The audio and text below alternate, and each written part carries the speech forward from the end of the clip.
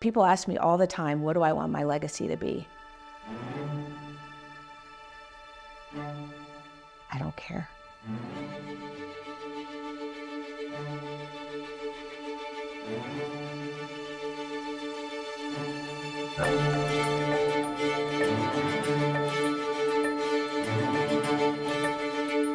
If 3 generations from now, they don't remember Fawn Weaver lived, I don't care.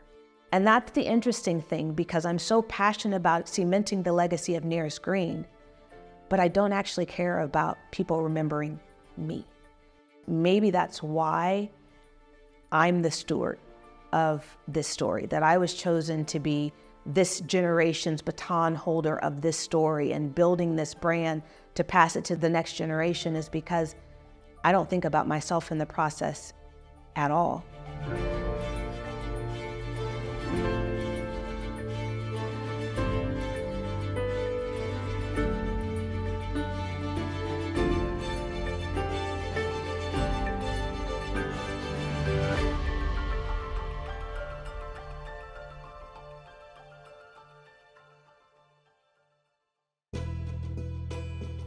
As a kid, I don't know that I would say I was entrepreneurial. I would say that people would have called me rebellious, as they did. And I think most entrepreneurs would have been called rebellious as their kids. So maybe it means the same thing in childhood. If someone called our house, we would have to pick up the phone and say, "It's a great day at the Wilson house. How may I help you?" Well, what do you do if it's not a great day? And so I was that child that was like, I'm not going to say it's a great day. I'm not having a great day. And so there was just a nonstop battle with myself and my parents. And at the age of 15, they had a new baby girl, and they wanted to have an opportunity to raise her without there being a negative influence in the house. So they sat me down, and it was a, sort of shape up or ship out type of conversation. It was very much so, listen, we want to have the opportunity to raise her without you negatively impacting her. And so you have 2 choices. Either you do what we are now telling you to do as your parents in this household, or you have to leave. I think I was there another hour. My mom says she remembers me leaving out with a backpack and a lunch pail. When I left home at 15, I dropped out of high school not too long after.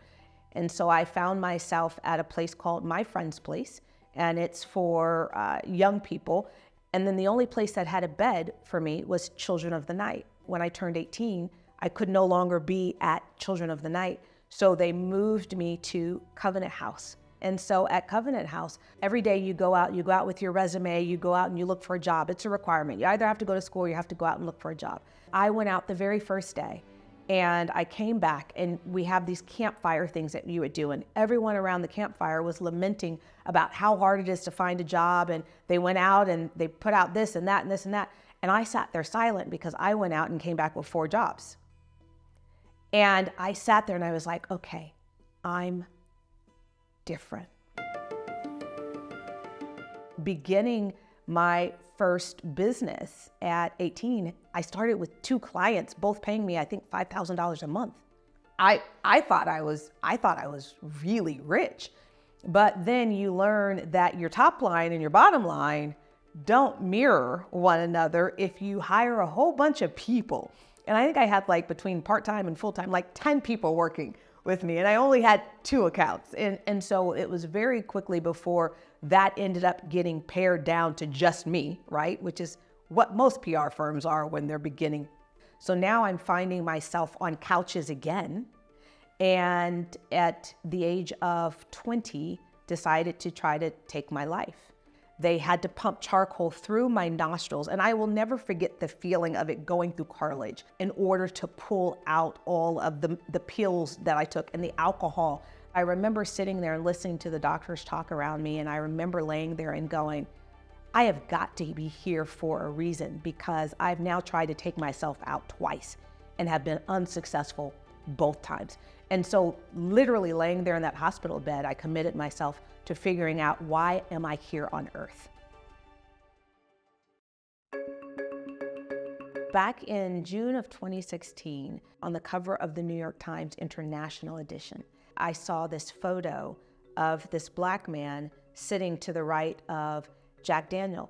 I wasn't a Jack Daniel drinker. I had no idea who this black man was, but Jack Daniel is one of the most ubiquitous brands around the world. And so I knew what Jack looked like. And the headline said, Jack Daniel's embraces a secret ingredient, help from a slave. But then when I began to dive into the story, something else began to be peeled back. That photo, taken around 1904, that photo was cropped. I got the original photo. That black man isn't just to the right of Jack Daniel. That black man was centered.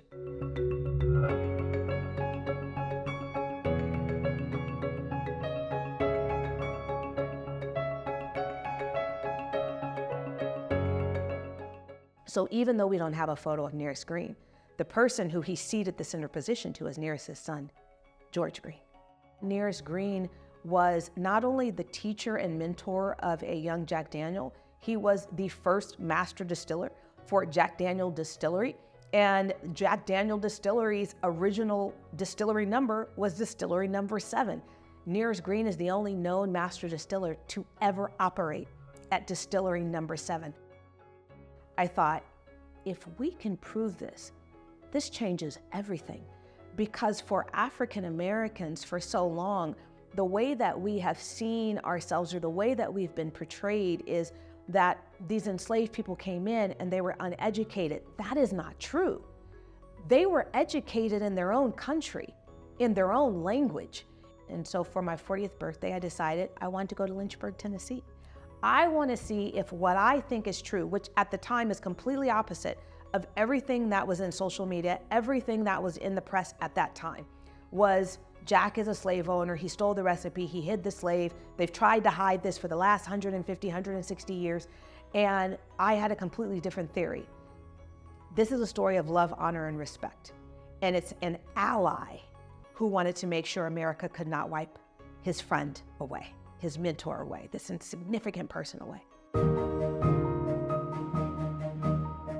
One of the first people that we meet in the library, when I'm sitting there across from my husband doing research, is the second eldest living descendant of Jack Daniel, who offers to help, who literally pulls out her cell phone and gives me the name and number of Nearest Green's descendant who had been doing genealogy research for 30 years.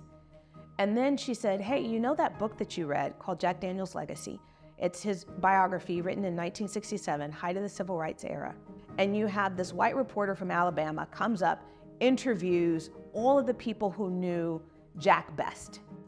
And they include Nearest and his boys more time than Jack's own family. In 1967, if you didn't want to credit a black man, you just left him out of the book. You left him out of the story. I shared this with Jack's descendant, and she's like, yes, we all grew up together. The story that's out there is not the true story. And so in that book, a lot of it takes place on this farm, this 313-acre farm right in the hills above Lynchburg, Tennessee. And she says to me, hey, you know that farm? It's for sale. At that time, I thought this could be a book, this could be a movie. Within a week, we had made an offer, it had been accepted on that property. And now all of a sudden we're going, well, what are we gonna do with this? The realtor who took us is a descendant of Jack Daniel, who took us to see the house. Turns out she had been in the family business her whole life. She had retired after 31 years as the head of whiskey operations for Jack Daniel. And she says, hey, I know you're gonna do a book and you're gonna do a movie, but if you ever decide to put his name on a bottle, I'll come out of retirement to make sure you get it right. The serendipity of everything that was happening, the only thing I could do was literally look to the heavens and go, all right, Jack and Nearest, what are y'all doing up there?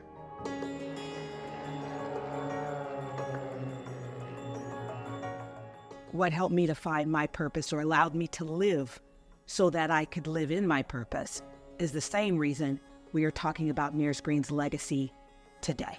Because the only difference between Kentucky bourbon and Tennessee whiskey is what Nearest Green taught: charcoal filtration. Truly, it was the same charcoal being utilized to purify my body after a second attempt at my life. When we began this, we knew that there had never been an African American, a Black American, to succeed in founding and leading a spirit company in the history of American spirits. Now, mind you, American spirits have been in our country for over 400 years, and never once was there a Black American that had ever succeeded.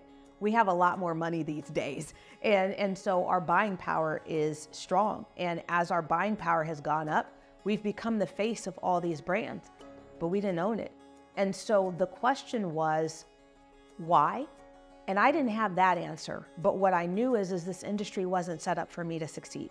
So every time someone would give me advice, I would completely disregard it and do the opposite. So everyone told me, you should start in one state, build over the next 4 years or so in that one state, and then try to pick up the states that are adjoining it. I went to my chief business officer and I said, I want to be in all 50 states by the end of the first 2 years. Why? Because there's a reason that strategy has failed us.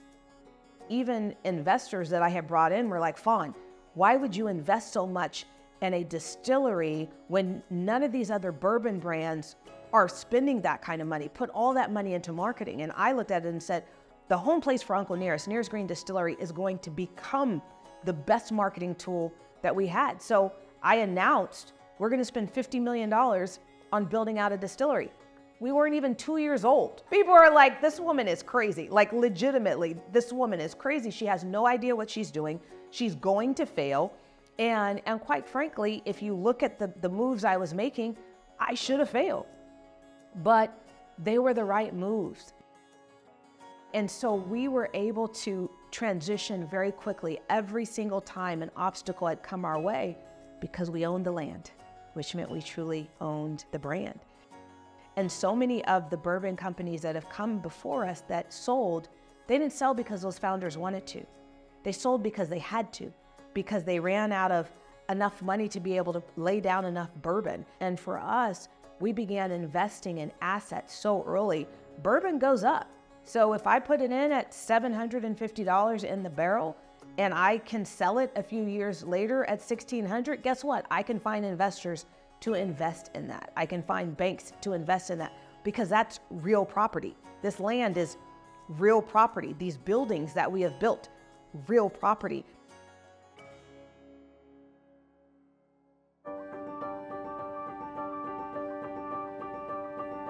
Having a Black-owned company pass to the next generation, we've not done that.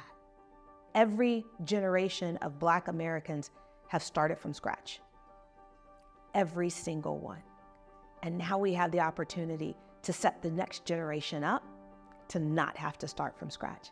Diageo, Bacardi, Brown-Forman, LVMH, every single spirit conglomerate in this country, 90%, if not more, of the volume of alcohol sales, all come from these spirit conglomerates, all founded by white men, all still chaired by white men, led by.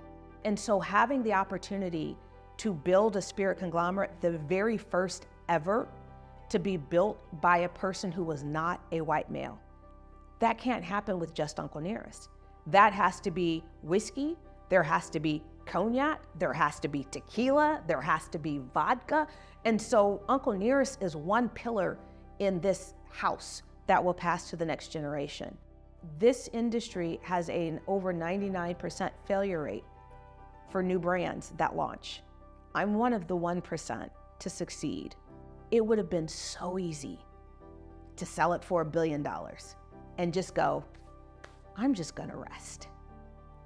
But to know that my purpose is so much greater and that no matter how hard it was, there wasn't a price that they could buy this company for, and that I've stood my ground even when people were like, she has to have a number. She has to have a number. They've thrown every number at me and gotten the same response. No. That's what I'm most proud of.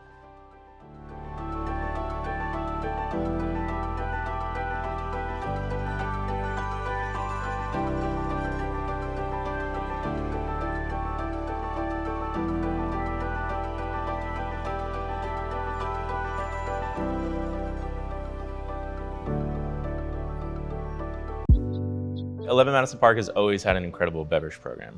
We've been a 3 Michelin star restaurant that is focused on the entirety of the experience, and the cocktails were always something that were super important to us. We're working with the kitchen, we're working with the farms, we're working with anything that we can take from the kitchen and reuse to work more sustainably. We take our jobs very seriously, but not ourselves too seriously, and that's kind of the beautiful balance that we have here at EMP. My name is Sebastian Tolias, the beverage director here at 11 Madison Park and beverage director at Clemente Bar. We have an incredible spirits list, and people come in and enjoy wine, the cocktails, but if you really dig deep into the spirits list, you'll find many gems.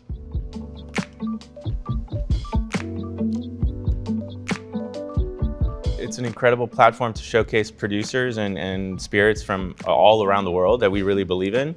I think our purchasing power is also our voice in the same way that we're supporting producers and products that we truly believe in by being able to showcase them on our list. My journey at 11 Madison Park has been incredibly rewarding because it's been educational the whole way throughout. Working with the chefs in the kitchen, working with the ingredients that we have access to has really allowed us to take more of a culinary approach in our cocktails, where we can ferment something, or we're really talking about building complexity with flavors. That could be from making our own misos or clarifying our amazakis. And these are things that we've really incorporated into our beverage program throughout the years, and something that we're going to be featuring heavily at Clemente Bar as well. We want to create cocktails that we're excited about, that our industry is excited about, the city gets excited about. I think Clemente Bar will really allow us that opportunity to push that agenda much more as well. Creating something that's within 11 Madison Park, we wanted to create an extension of EMP. Yes, more accessible, a little more casual, but at the same time, we want to focus on craft cocktails. We're really focusing on the overall cocktail experience, from bar bites to cocktails, and being within this beautiful space that's painted by Francesco Clemente it's going to be a truly special gem within New York City. Art's always been super important here at 11 Madison Park. We've worked with incredible artists all throughout our own space down here. Francesco Clemente's art is whimsical and playful, and that's the vibe that we're going upstairs for the bar. For the cocktail program, we wanted to draw inspiration from many different avenues. Looking at classics is always an amazing way to start, but we've come so far from just riffs on classic at this point, and we wanted to create original cocktails that really are inspired by flavors and nostalgia, but also create cocktails that are slightly simple in their appearance. And I think that's where we really differentiate the cocktail menu upstairs, is that they read simple, but the process that goes on behind them to create these complex cocktails is really all the work that we do behind the scenes to create these beautiful drinks. We started working on this menu almost 8 months ago. Richie Millwater, my bar manager, and we've been working on this for quite a long time, and it's been really exciting to dive deep into R&D with him. We've created this great relationship of being able to work together and understanding ourselves, that we're able to bounce back ideas from each other, and I think that's where we really found the magic of creating this list. The R&D process for us was extremely exciting, since we were trying new techniques, creating cocktails or a cocktail menu that's well balanced in all styles of drinks, all spirit types, including non-alcoholic cocktails too. So the process for us has been really, really fun. Super excited to showcase this opening menu, and we're starting around 15 cocktails, and we're looking to expand that selection as we're growing as well. We've actually classified the list between different sections: carbonated, clarified, bold, fresh, low ABV. So we're really trying to think outside of the box. When we're explaining the cocktails at Clemente Bar, they're only listed as 4 ingredients, and I think that's the exciting part, where you read 4 ingredients, but when you actually taste the cocktail, you have so much more going on than just that.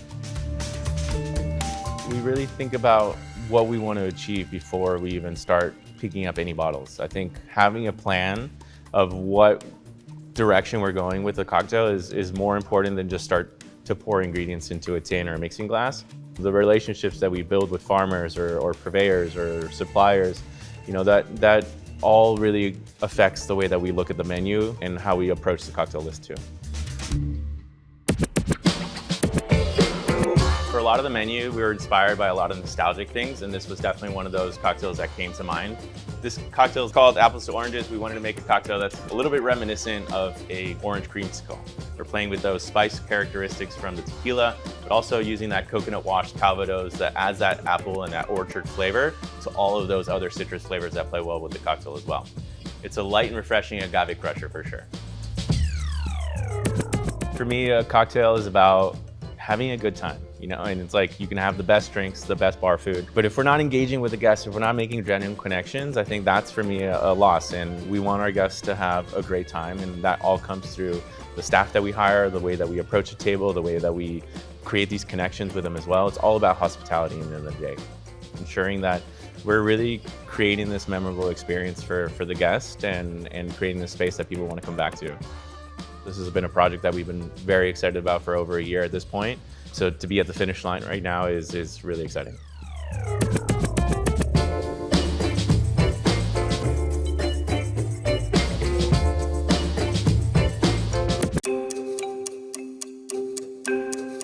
I think when you look at a brand, you want it to inspire you. Like good art, you should feel. Our namesake is after Michelangelo's masterpiece, David. When you look at all the meaning that is in the sculpture of David and when it takes really the idea of like sculpting something perfect, there's sort of like two values that come from that, which is around intelligence and discipline. We find those values are the same values we have when it came to designing the product. If you've ever been there in person, it's like this magnificent, it has this aura and it's awe-inspiring. And so when you see a brand, you want it to stand for something. And I think there's no better symbol of that than David and what it takes to sculpt something. Peter Rahal, the 38-year-old co-founder of nutrition bar brand RXBAR, thinks about protein constantly, and not just for his own health.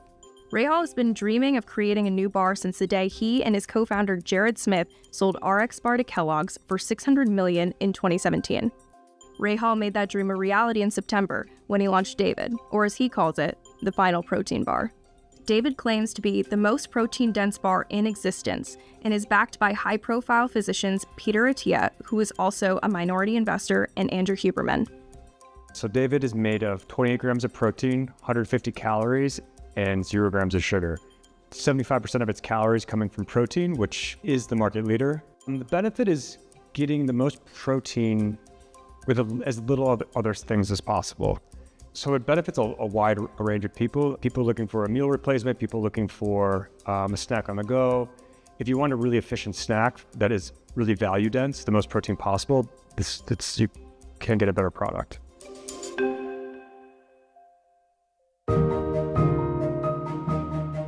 Rahal took the opportunity to create a new product in October 2022, once his 5-year non-compete agreement with Kellogg's expired.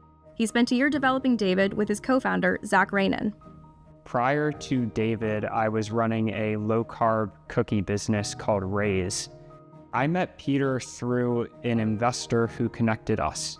Peter thinks a lot about high-level company direction and strategy, and I think a lot about how to achieve that strategy in the most effective and efficient way. It's really fun to work with someone who is not afraid to challenge what you typically see out in the market or the way that people typically do things. If you aren't going to do things that others are uncomfortable with, you're probably not going to build anything great. With $300 million from his share of the RXBAR sale, Rahal led David's $10 million seed round with an investment of $6 million. Rahal's second act now resembles the early years of RXBAR. With David in motion, he moved to New York in 2023 to build the business.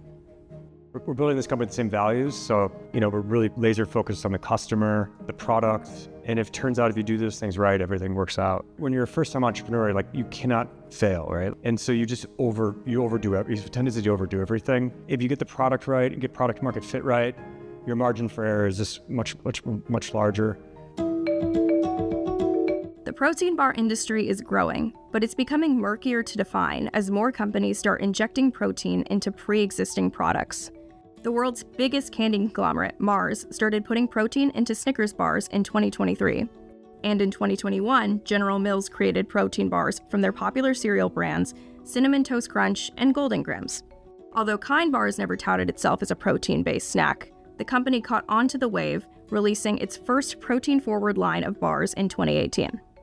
From the very beginning, Peter and I got together and said, hey, what is missing from the protein bar space? And what we saw was a highly saturated market, but not really a competitive one. And by that, we meant there are a lot of products out there, but not a lot of products that really deliver on the goal of what a protein bar should be. That was one of the biggest challenges, is like, how do you jam as much protein in something, making it machinable, and then making it delicious? And it's super hard to do, actually. The current iteration of David includes milk protein isolate, collagen, and whey protein, and is held together with substances like allulose and polydextrose. It's a far cry from RXBAR, which used easy-to-pronounce ingredients, like eggs, and whose slogan was "No BS." When we look at like the core tenets of a healthy diet, we see really 3 that ring true. No matter what sort of diet tribe you may belong to, the science behind eating sufficient amounts of protein, not consuming too many calories, and minimizing blood sugar spikes kind of reign true. David was designed from the very beginning to be the best bar possible on these 3 metrics. In this business, you can't do it alone, and so you have to have really good suppliers, good partners, all down the value chain. So for us to scale, you have to lay a really good foundation of people you work with. And so for the next 3-6 months, that's our priority, is laying down the supply chain and foundation to scale great business and great product. As we prove out the product and get bigger, we hope to expand those conversations. Based on revenues earned since launching David in September, Rahal expects to make $33 million for the company's first year, nearly $31 million more than RXBAR made in its first year. The American obsession with fast food dates back to the 1940s and 50s, and more recently we've seen the rise of an affordable yet elevated class of fast food. Riding the momentum of this wave is Peter Cancro, the owner of Jersey Mike's, who has run the subchain for nearly 50 years. Oftentimes people say, what would you do differently, in your life if what you knew now you knew then? And I say, nothing. I'm not going to do anything different. Cancro has grown Jersey Mike's into one of the nation's fastest growing fast food brands, on track to hit nearly $4 billion in system-wide revenue this year from 3,000 locations. And the Jersey-born native himself is worth an estimated $5.6 billion as the business's sole owner. When I travel out around the country to see the stores, I don't have the tie on, but I have an Oxford blue shirt with the sleeves rolled up always, and jump behind the counter, sprinkle, wrap, slice, make the hot subs, banter with the customers and the employees. They're not allowed to introduce who I am, and of course I'm still the fastest slicer. Jersey Mike's sells itself as being the only chain with slice-to-order fresh grilled sandwiches. It actually started out as a small sub shop in Point Pleasant, New Jersey, originally called Mike's Subs, where Cancro worked making sandwiches from the time he was 14 years old. The Jersey Shore growing up here in Point Pleasant, what a place to grow up. Small town, everybody kind of knew your name. Summertime, of course, gets extremely busy, but that's how all the business happened. That's how a small little Jersey Mike's sub shop thrived from the summertime business.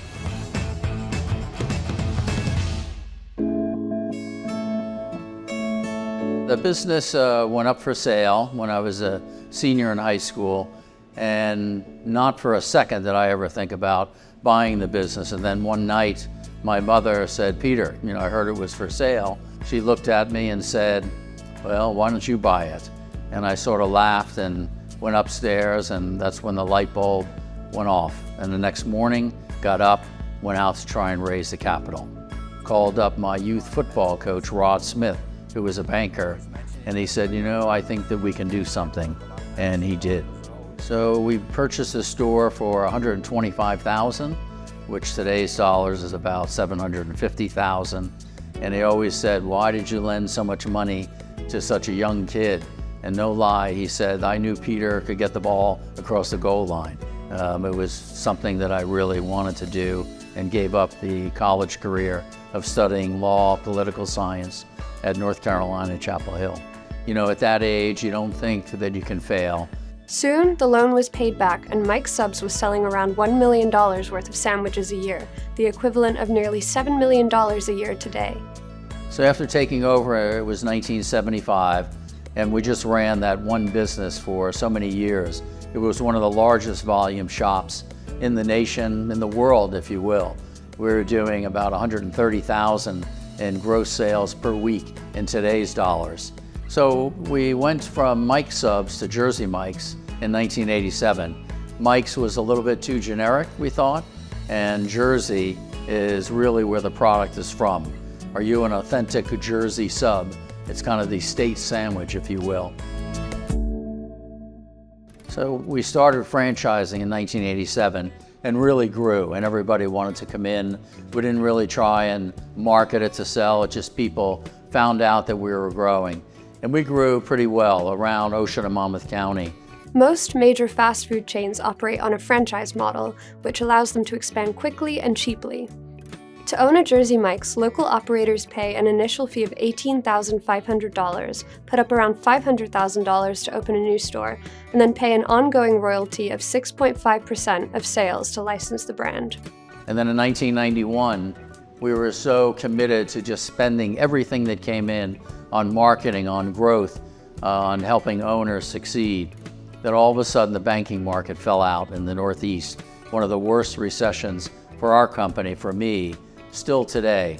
And we had a layoff of my 6 employees that I had, including my brother John and everyone else on the staff. And I stood in the office alone and said, well, here I go. But everybody came back, of course. It was a tough time, well remembered, but something that looking back, I don't know how I could have prevented it. But today, that's an important part of your business plan, is that structure of financing and how you're going to grow. Cancro redoubled his efforts, and by 1994, he had dug Jersey Mike's out of the hole and hired everyone back. By the end of the decade, Jersey Mike's had surpassed 100 locations.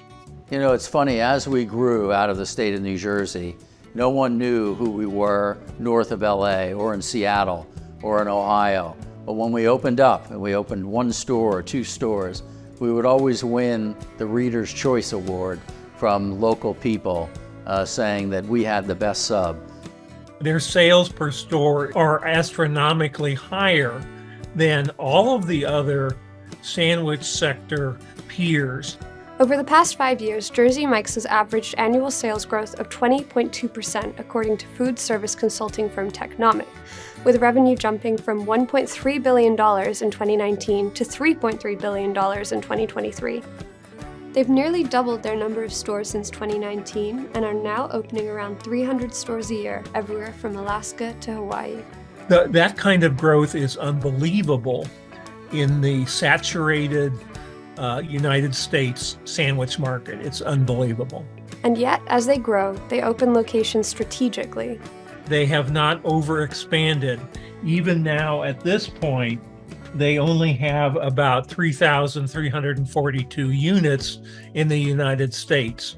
They have not overexpanded as had their other very large peer, Subway, which has been struggling for a number of different reasons. Subway has lost over 7,000 stores in the United States over the last 5 or 6 years. It's not just the money-making that keeps franchisors happy, it's Cancro's leadership. Peter Cancro has the reputation with his franchisees as being a straight shooter, a guy who in his early days actually showed up to work with franchisees and to sell franchisees in a battered station wagon. During the pandemic, Jersey Mike's paid to have all their company and franchise restaurants remodeled. That is unheard of in the restaurant franchise business, but they did it at a time when they knew that the restaurant economy was bad, well, the entire economy was bad, and that their franchisees needed it. Potential Jersey Mike's franchisees are put through a vigorous screening process. The company claims only about 1% of people who apply to own a Jersey Mike's are approved, making it more competitive than getting into Harvard. Another reason is the startup costs. Opening restaurants are not cheap. The funds just weren't available. When you're $120,000 in student loans, what bank is going to want to borrow money to a bunch of 20-something-year-olds in the midst of a pandemic? Me applying for the Rod Smith Award was kind of my last-ditch effort to Jersey Mike's. A great way to snag a Jersey Mike's franchise is to work at Jersey Mike's. So far, Cancro has awarded about 75 franchises to former employees and managers.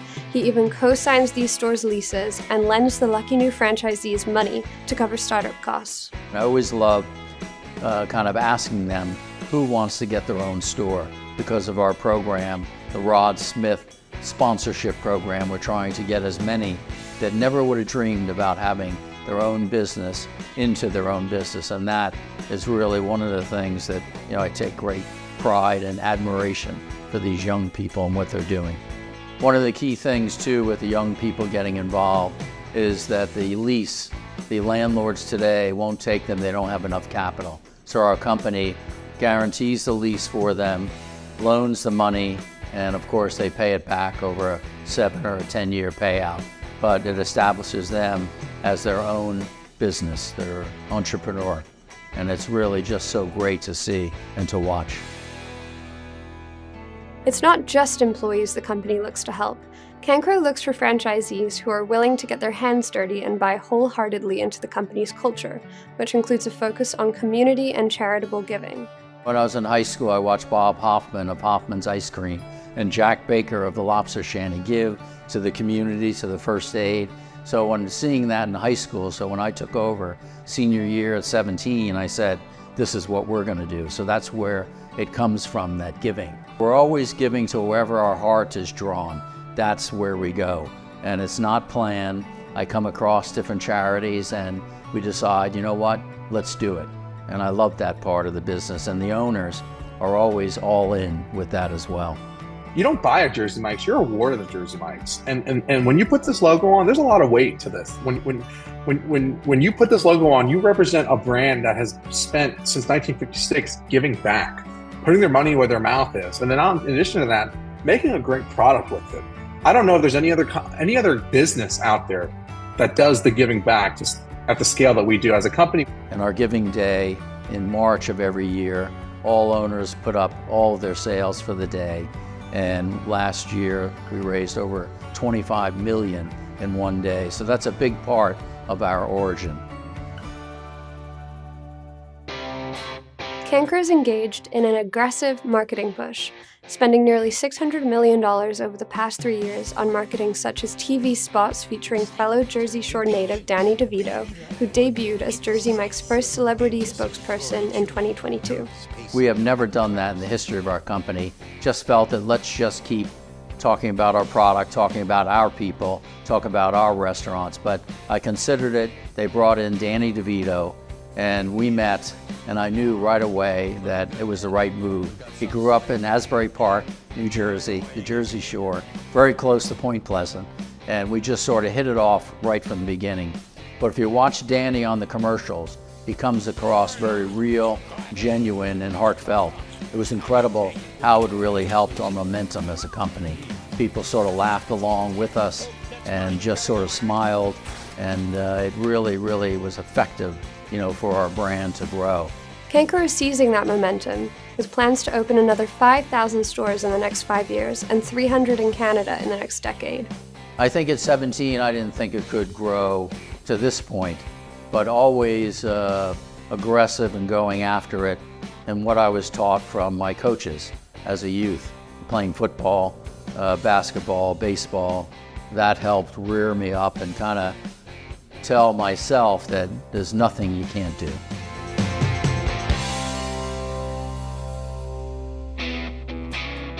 I remember being in California, one of the first stores we opened, and a lady walked in and she actually looked at me and goes, "What are you, from Jersey?" And I looked right at her. I go, "Yeah, you got a problem with that?" And she goes, "Oh, no." But it was just so automatic. And she said, "Oh, no, I'm sorry." But we both laughed, and it was just so great. But that's sort of how it is, that the Jersey, you walk around with a little bit of pride. So, and sort of like, we're gonna take it and we're gonna grow it and be nonstop. Cancro denies rumors that he's selling soon, but after being so involved in this business for so many years, one can only speculate how much longer he'll want to hold on. People ask, did you ever have any second thoughts? And I go, no, it's really just went with it and, had a lot of fun for the past 49 years.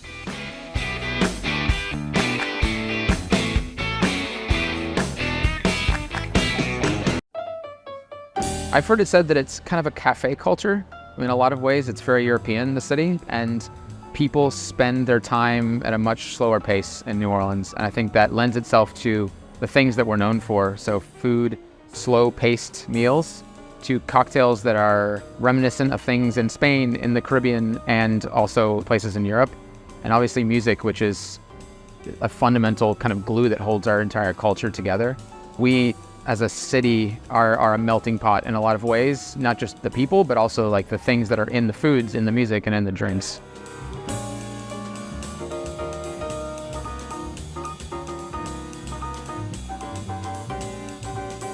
Really opening the menu here at Miss River in the Chandelier Bar was really about like celebrating our love for Louisiana and the cuisine here. We wanted to create the Chandelier Bar to feel like it was going to be here for 100 years and be part of the New Orleans landscape.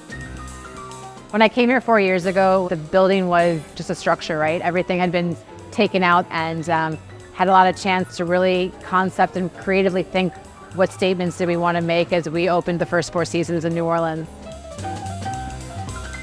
Coming from a food and beverage background, the thinking was that the lobby needed to be a social space. It needed to be a space of interaction with the community of New Orleans, with the global guests of 4 seasons. And so instead of having those lobbies that I think typically are quiet and subtle and where people are afraid to talk, this was a lobby we wanted actually the exact opposite. We wanted people to walk in and say, wow. I think it's the new age of hotels. Hotels are no longer these stuffy, uptight places. We want them to be authentic. We want them to tell stories about the location where the hotels are in, and to be able to have both guests interact and exchange with each other, both our hotel guests and then of course the local community. Chandelier started very simply. It was intended originally to be a champagne bar, and we thought almost immediately that we had this opportunity to showcase New Orleans cocktails as well as is possible. So we forged on a new path, and we decided, let's take the things that people know about New Orleans cocktails. The obvious stuff, Sazerac, French 75, Pim's Cup, and then even deeper cut classics that are a little lesser known.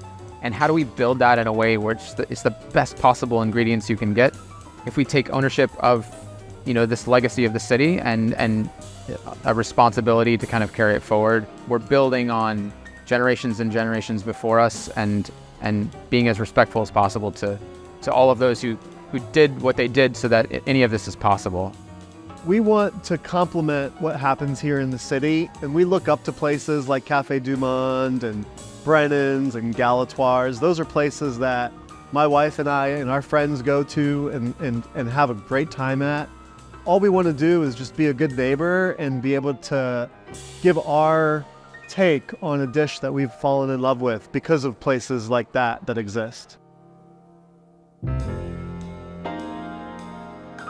There's great local talent in the communities that we've built our hotels in, and so much of what we have built in New Orleans is based on what that local knowledge is. Who are those people? You look at Hadi Katiri, our beverage director, someone that has made his entire career through the different bars and hotels of New Orleans, and how do you find those experts that can really make sure that you're paying tribute to the community in an authentic way and not in a vision that we have being the outsiders. The first thing we had to consider is how do we be as respectful as possible to the cocktail heritage of the city. It's not a stretch to say that more cocktails were invented in New Orleans than maybe anywhere else on the planet, which is pretty incredible that we get to live here. And while at the same time, also be cognizant that we're in the 4 seasons and we're taking care of a luxury clientele that expects a certain international style of cocktails. So how do we make that as a hybrid? I feel like when people come to stay here at the hotel, they should be able to check off all the great food off of their bucket list without even having to leave the building. So we wanted to create a menu where you could come and get great boudin and cracklins and red beans and gumbo. We just wanted to kind of present a option and a version of that food that we felt kind of spoke to our style of taking something really simple and elevating it in a way that tasted really, really delicious and gave you that real Louisiana feel. Four Seasons has done a lot of research, especially in the last 5 years, of who are our guests or who is that luxury guest. And it's changed. It's changed both in age demographics. People are having wealth earlier and younger in their lifetime. Our guests don't want the buttoned up scripted service anymore. They want to know who their server is, who their bartender is. Obviously they want things that are of a higher quality, higher caliber of product selection, of finishes, of design touches. But at the end of the day, they want to know who the person is that's curating that cocktail for them. What excites me about the Chandelier Bar is that it's just a center of downtown New Orleans. You have the French Quarter steps away, the Central Business District and the warehouse just steps away. It's a hub of positive energy and excitement. And I think that will never die. The place is beautiful. The team here is incredible. We love the way that the energy feels here. And I think that it's got legs. It'll keep on. From a financial perspective, this has exceeded our expectations. When we first started, we weren't sure how our guests were going to use the space. We weren't sure, is it going to be someplace they come in for one drink, or are they going to come multiple times during the week? And it's really become a locals bar. It's on a circuit of people that not just visiting New Orleans, but live here. And I think that's also what makes it attractive to our hotel guests. You know, as travelers, we don't want to have to sit there and be with more of us travelers. We want to be with the locals. And so the fact that we were able to build such an incredible local base, we want this to be a showcase for all the talent that wants to come into New Orleans, to be center stage, and that just continues the story of that New Orleans cocktail culture and really paying respect to that.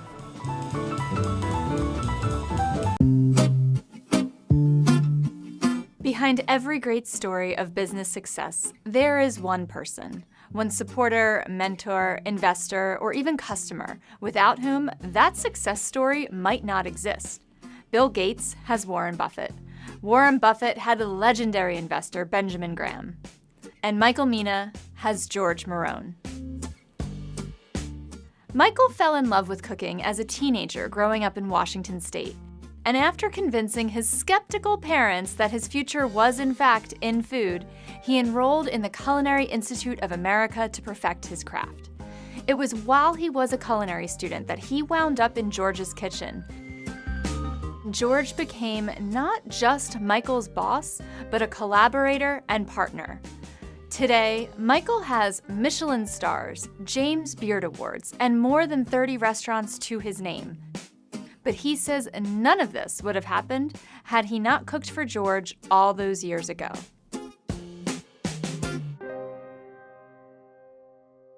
Chef Michael Mina, thank you so much for being here. Thank you, Maggie. Thank you for having me. You are a Michelin star, James Beard award-winning chef with more than 30 restaurants right now. You are out with a new book, My Egypt, as of October 8th. And we'll get into all of that, but we're sitting here for a series called The One Who Changed Everything. Yeah. And I want to start by asking you, who is the person who changed everything for you? Well, you know, obviously when it comes to food and restaurants, I would have to say it was George Marone. And he was the chef of the Hotel Bel Air. And I was a student at the Culinary Institute of America. And it's kind of a funny story because when you're a student at the Culinary Institute of America, you do your externship in the middle of school. I applied at the Bel Air because I wanted to work at a hotel, and it was in Los Angeles. My brother lived there. And so I was hired by a chef named George, did all my paperwork and everything. And then I got there, and the day before I was supposed to go to work, I called and asked for the chef, and there was a totally different voice on the phone. And it was a different George, and the George that had hired me was not the chef anymore. And this George said, I don't hire externs, blah, blah, blah, you know. And so I was persistent. I went there a few times and, you know, got to know him. And then he ended up hiring, giving me a chance. And we became, you know, really close, really, really good friends. We became the best of friends. He was a big influence. His style of cooking, I had not really seen that yet. And I just thought it was pretty dynamic. It was kind of, he was from New York. He had worked for Charlie Palmer, the River Cafe. And so it was kind of New York meets California. And so that had a big influence. And then we ultimately did our first restaurant that we were both actually owners in San Francisco together. And he was with me for a couple of years and then he left. That's amazing. So he didn't even hire you. He inherited you from another George. Yeah. And then you basically keep showing up to say, hey, please keep me hired. Yeah. And then a few years later, you end up co-owners of a restaurant. Talk to me about opening Aqua together. What was that process like? And did you always feel like an intern, or what was it that maybe equalized the playing field among someone who had been boss and extern? by that point, we had worked together for a while after I'd gotten out of school, and we had stayed very close while I was in school the second year. And then I had gone and worked for Charlie Palmer, and the pastry chef that was at Aqua was also a Charlie Palmer alum and was going back to open Oriel and ended up being the chef of Oriel. So my second year of culinary school, I got to go to Oriel every weekend and work. And that really, I think, had the biggest impact on me of, being in school and then getting to, really going to a restaurant in New York. And at that time, Oriel was kind of groundbreaking in New York because there was amazing restaurants, but a lot of the higher end restaurants were French, and Oriel had that American twist to it. So then at that point, when it came time to do Aqua, really started out, George was the chef and I was the chef de cuisine. And then George left after a couple years, and then I took it over for 11 years before I started Mina Group. When you think about what you've learned from George, is it more leading a kitchen and leadership style, or are there aspects of your cooking that would not exist had you not cooked with him? George was really I used to call him the best dining room chef I ever met because, he really was great at engaging with tables. He would get to know his guests, and that was something when you're young, it's a little nerve-wracking to go approach a table. I was, 20 years old, 21 years old, so it's a little nerve-wracking to go approach a table, and so I think I learned that from him. So Aqua was the first restaurant that you opened, is that correct? Yes. How did one restaurant become a restaurant group that now has more than 30 restaurants? That's a good question. So the second restaurant was Aqua Bellagio and in Las Vegas. And that was really a big stage because at that time, I think it isn't the Las Vegas we know today. It's now going on 26 years. And so at that time, people were still very skeptical chefs were about going to Las Vegas. We didn't know we were going to be able to get our product. I mean, I had my fish purveyor that would drive my fish from the Bay Area, and then I'd have him get all my produce and stick that in his truck and everything else at the beginning. And now you can get things in Vegas you can't get in San Francisco. I mean, it's just unbelievable. But I think that, learning what really brought that to life was there's two types of, there's multiple ways to do a restaurant, but really at the end of the day, there's, leasing a restaurant and paying for everything, building it out, doing, and that, that's really that's the chef owner model. And maybe in some case you buy the building or whatever, but that's the chef, or the restaurateur owner model. And then there's the model of the partnership model where you partner with hotels and casinos and things of that nature. And so what I really learned by that relationship was this is the model, this partnership when you find the right partners. And so what we really do is just focus on the partnerships with the hotels because it really gives us the ability to create, innovate, the things they want from us, create, innovate, operate the restaurants, design, work on the design. And you don't do as much of the back office, as much of the, you don't have to, when you're a chef, everybody thinks you know everything and you don't. And so the toilet breaks, oh, chef, the toilet's broke. So what do you want me to do about, and so. They didn't teach that at the CIA, did they? And so it's kind of nice to be in a hotel because you can call engineering, and they'll come fix it. And so it gives you a little bit of that ability to focus on that. And so that's where we started. I had Aqua for many years and did 8 restaurants with my team with Aqua. And then it was time to move on and do my own thing. And in 2003, I partnered with Andre Agassi and Stephanie Graff. That's really interesting because In reading about you, I had read that Andre Agassi played a role in your group now, and I'm wondering, how did you first meet? Because right now we have the U.S. Open in New York City, and chefs now cook for the U.S. Open, but that's a relatively new phenomenon. So how did you and Andre Agassi get connected? So it's funny because, Andre is, the epitome of Las Vegas, right? I mean, this is a person that single-handedly has made such an impact on the world.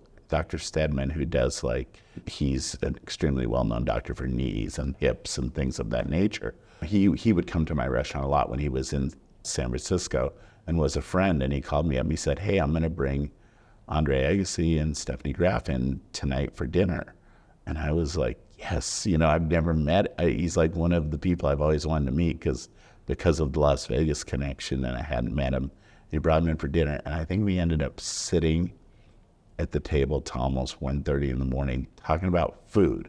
And then we just got to be, friends.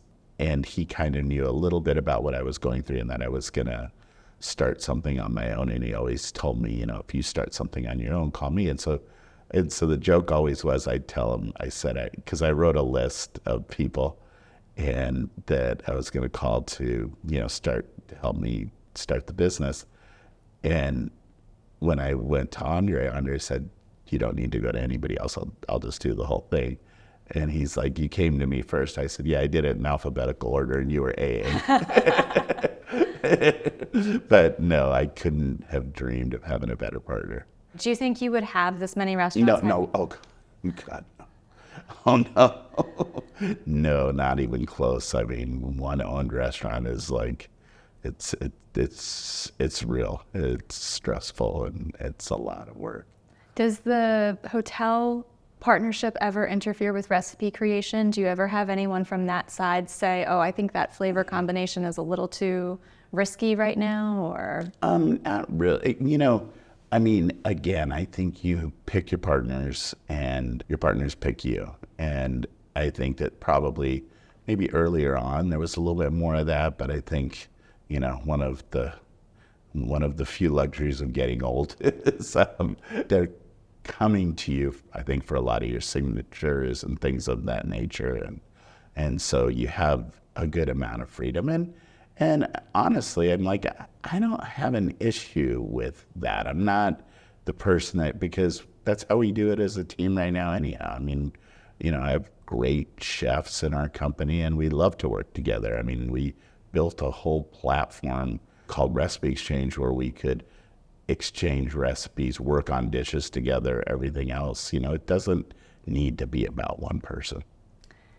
Recipe Exchange has 15,000 recipes on it. It does. Yeah. How do you and your team keep coming up with so many recipes? Where does your inspiration come from? Well, you just do the math on it. Like if you have, 30 plus restaurants, you have a minimum of 4 seasons a year that you're changing dishes, and then you're archiving everything. It adds up quick, And so we have what it did was it created a process. And when you create a process, when you don't have a process, I think is when you start to really stress yourself out and you start to end up with kind of mediocre work. And when you have this many restaurants, you really needed a process because a process gives everybody a chance to have a voice and to be able to be part of it, and then gives them the clarity, like you're a new chef. Okay, this is your playing field. Like the corporate chefs might do, and myself might do the initial menu in a restaurant, and then there might be 50% of the menu, if it's a concept we've already done, that stays pretty much the same, and we just change produce throughout the year. Which I think is a good segue to the book that you just released, My Egypt, Cooking from My Roots. Yeah. You spent 7 years working on this book. Can you talk about why it was so important for you to write this? So 7 years and 6 trips.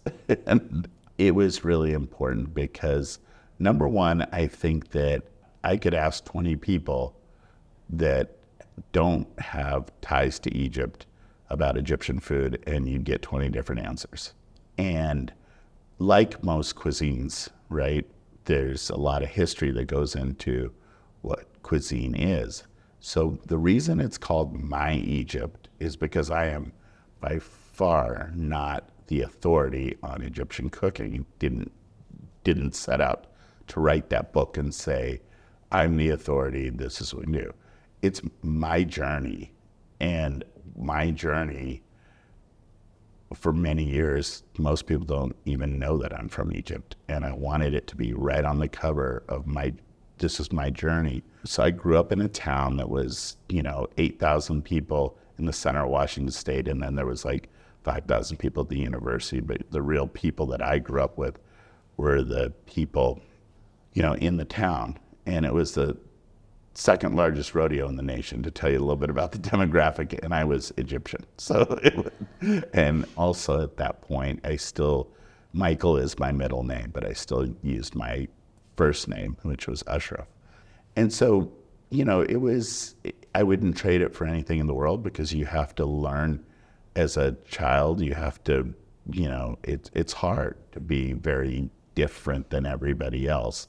And so like people coming over, I never wanted people to come to my house because my house smelled different than everybody's house because of what my mom cooked. But my mom had 7 aunts and uncles that all lived right around us. And so, the weekends it's 30, 40 people, table filled with food. My mom always cooked. So what I knew of Egypt, and I loved the food and loved the memories of it and the smell, I loved it. But what I knew of it wasn't what my mom and my aunts cooked. And so I knew the staples, but I only knew how they did them, because there isn't a lot of restaurants that do, it's mostly street food. And when you really think about food, you've got your street food, you've got, more of your family food, like what people eat at home.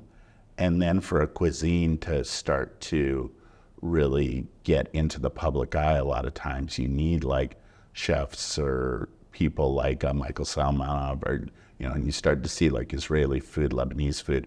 You need it to get it to the restaurant world above the street food level. And you don't see a lot of restaurants like that are Egyptian, that are anything besides like, almost like just glorified street food. And so the story was like, okay, this is what I grew up eating. I want to go to Egypt. I want to see really how it's done, not just the way my mom made it. I want to see, because, doing it at home is different than doing it in that country. I want to see exactly, how a lot of this food is made. I want to learn more about the food. And then I want to take that food, pay homage to the traditional way it's made in Egypt, and then put innovation and product to it, to where you can put it into a great restaurant in the United States. This is one of those type of journeys that once you start it, it's like I thought it was going to take me a year. I said it took 7 years because there was so much to unravel. I learned really quickly that a lot of what I ate growing up had an enormous amount of Greek influence in it, because of all the time. Egypt's been ruled by so many different, it's been invaded so many times, right? So there's that. And then there's, a lot of true staples of Egypt, and dating all the way back to the pharaohs. And then there's things that, everyone's going to argue, but there's a lot of, at least put the argument out there, like foie gras invented in Egypt. That's an argument. You ask the French, they'll tell you yes. People, things like that, beer, wine. And so there's a lot there to unravel. And then you get into the products, and like the products like mangoes. Mangoes are like pineapples in Hawaii. There's like, I think 17 to 19 different varieties. When it's mango season, like, the group of chefs that I traveled with the whole time on all the trips, we had like 15 to 20 chefs. We would all travel together. I'd take them with me everywhere, and they'd show me different things, and then we'd all go back late at night and cook together. And every morning they'd come with this bag of mangoes, and I would be like, "You're crazy! This is a garbage bag. I mean, this is like the size of a garbage bag." Every day the mangoes were done. We would eat them throughout the course. They were so good. They're like, it's like eating candy. I want to rewind many years to the first time you told your parents you wanted to be a chef. Can you talk about their reaction? So I was 15 when I knew I wanted to be a chef, and I'm fortunate in that fact that a lot of people don't know what they want to do when they're 15 and actually do it, and that's like, you know, never waver from it. So it took 2 years before I got the courage up to tell my parents, because, you know, when you're from, and this, I don't, a lot of times when I tell the story, people tell me this isn't exclusive to Egypt, but you get three choices. You can be a doctor, a lawyer, an engineer, but you can do any of the three. And chef is not one of them, especially back in '84, and there's a word for it, it's called tabach. Tabach, and tabach, it's kind of like you're a servant. You know, you're gonna be a, you know, we moved all the way here, we immigrated and everything, so our son could, you know, be, you know, a tabach, you know.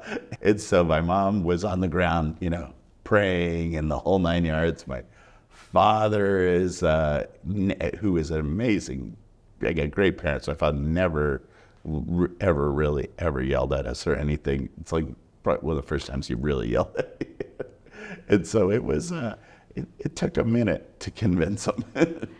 But you convinced them, and your dad had a role in you going to the CIA, is that correct? He did. When he started to see that that's all that I cared about, no matter what I went to college for a semester. I was supposed to go for a year, and all I would talk about was cooking. And at that point I was cooking the Space Needle in Seattle, and all I would talk about was my job. And so my dad on his own got on a plane, went and found the Culinary Institute of America, did a bunch of research on his own and said, okay, if you're gonna do it, you have to go to the best school, and you better be dedicated, and this better be real, because, you know, you're gonna have to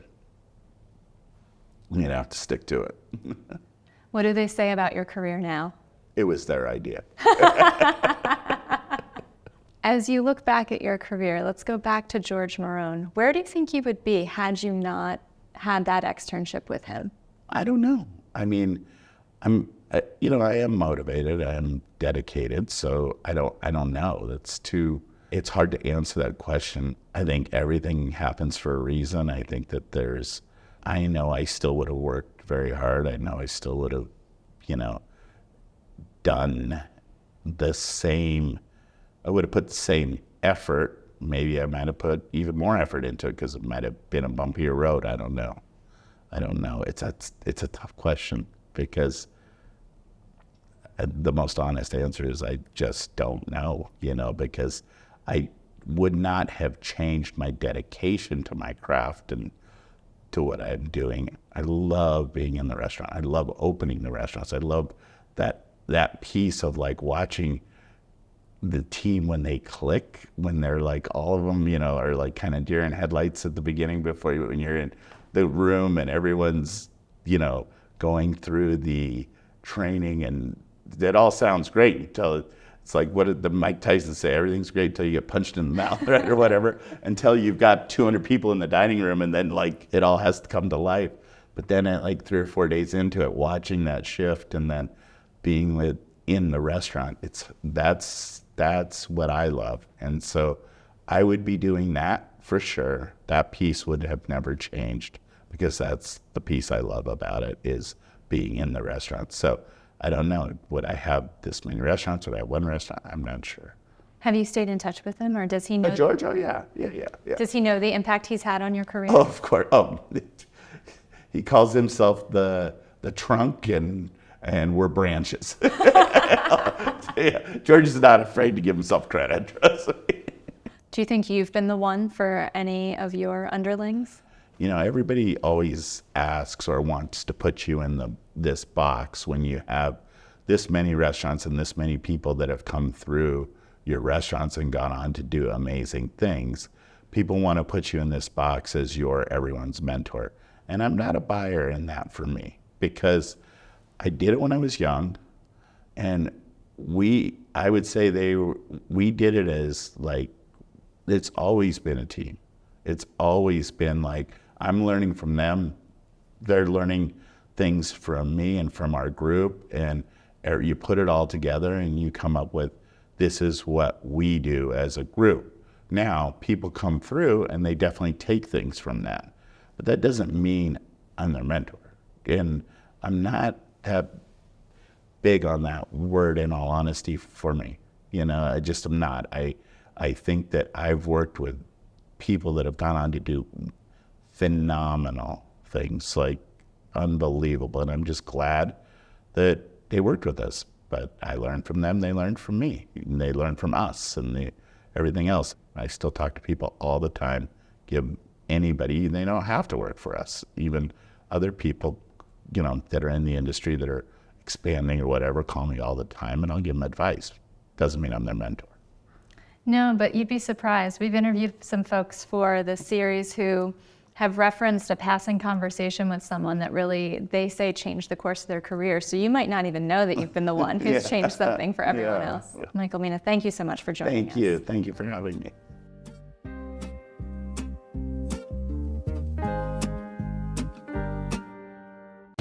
I was in New York City, but I lived in Jersey. And when I went home into Jersey and I popped into a local liquor store, I realized that that same bottle that I was seeing on a liquor store shelf in Manhattan for $300 was $150 in Jersey. And I was like, wait a second, there's a real disconnect here if I can drive over a bridge and pay half the price.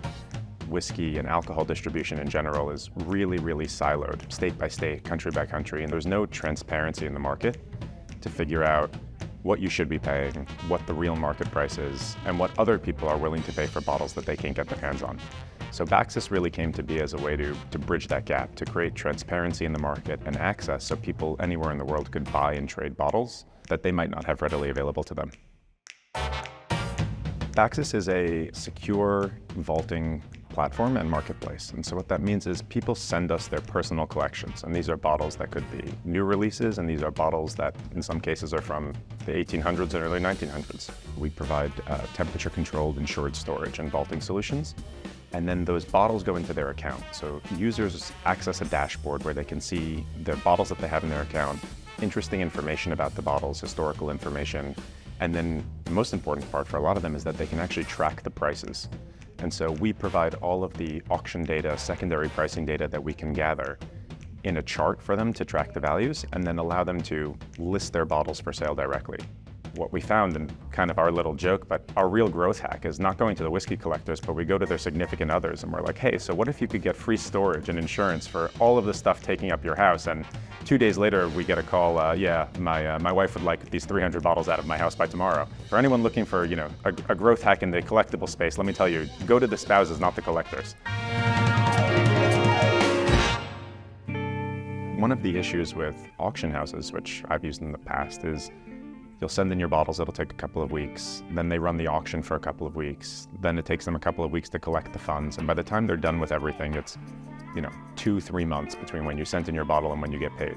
And that drives a lot of people to gray markets that exist, private groups where there's a lot of fraud because you don't have that layer of security. And so what we wanted to do was create that instantaneity of it, allow you to buy more things, allow you to sell more things.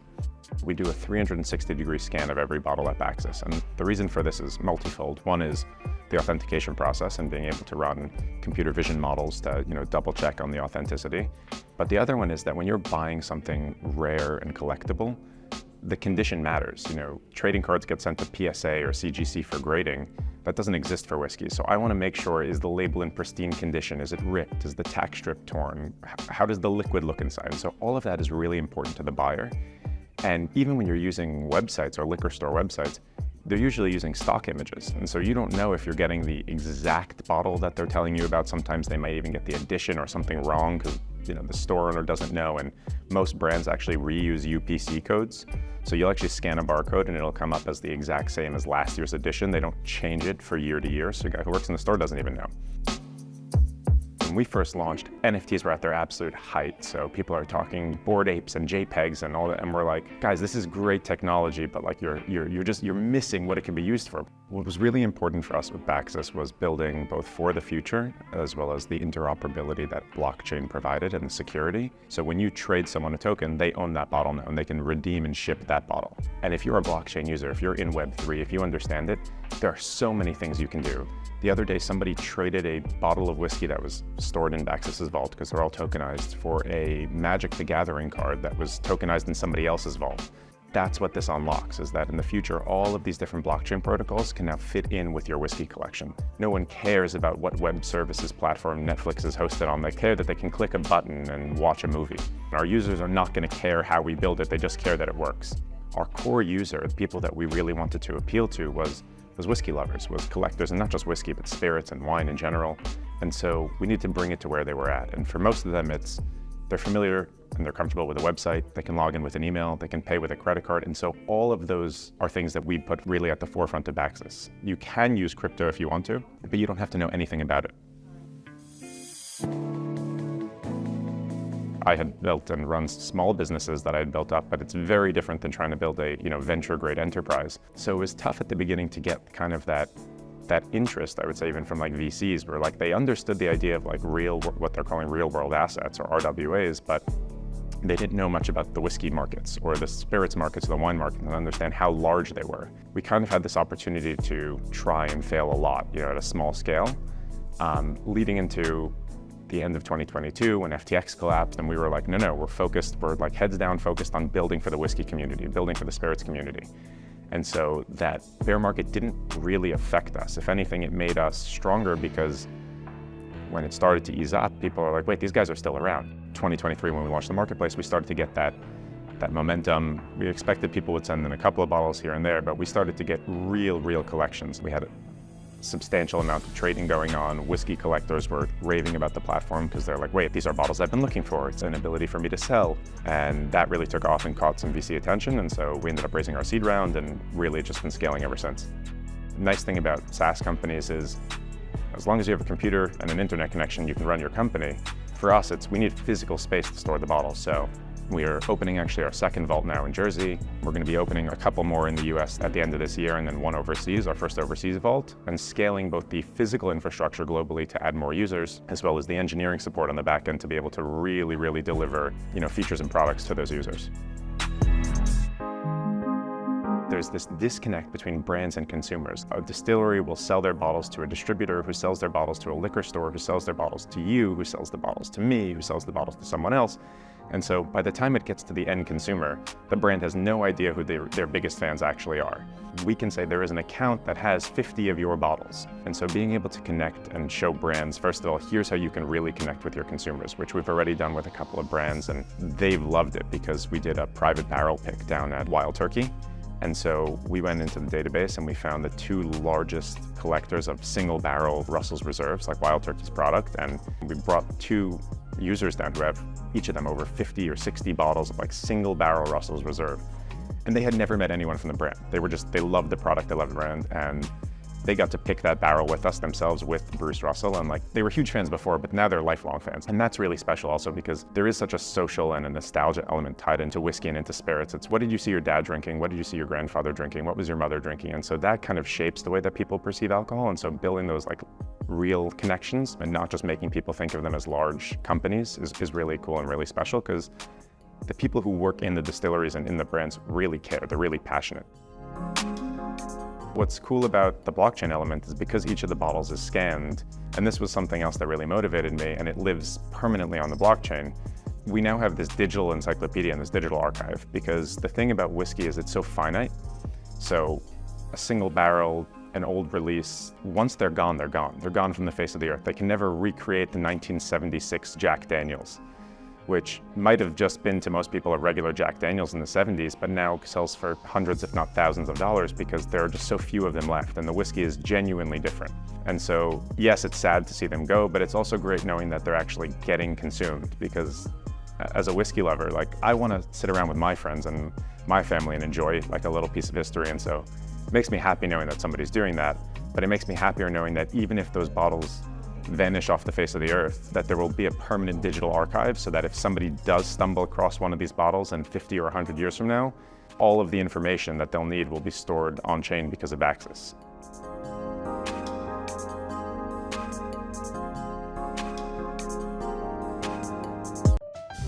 The Sazerac Bar right here in New Orleans originally started with the Sazerac Coffee House, opened in the middle 1800s over in the French Quarter, and then it opened up in the early 1900s in our current gift shop. This bar originally opened in the hotel in 1939 as just the main bar of the hotel. Fast forward 10 years to 1949, the owner of the hotel bought the rights to the Sazerac Bar, and since 1949, it has been the Sazerac Bar here in the Roosevelt.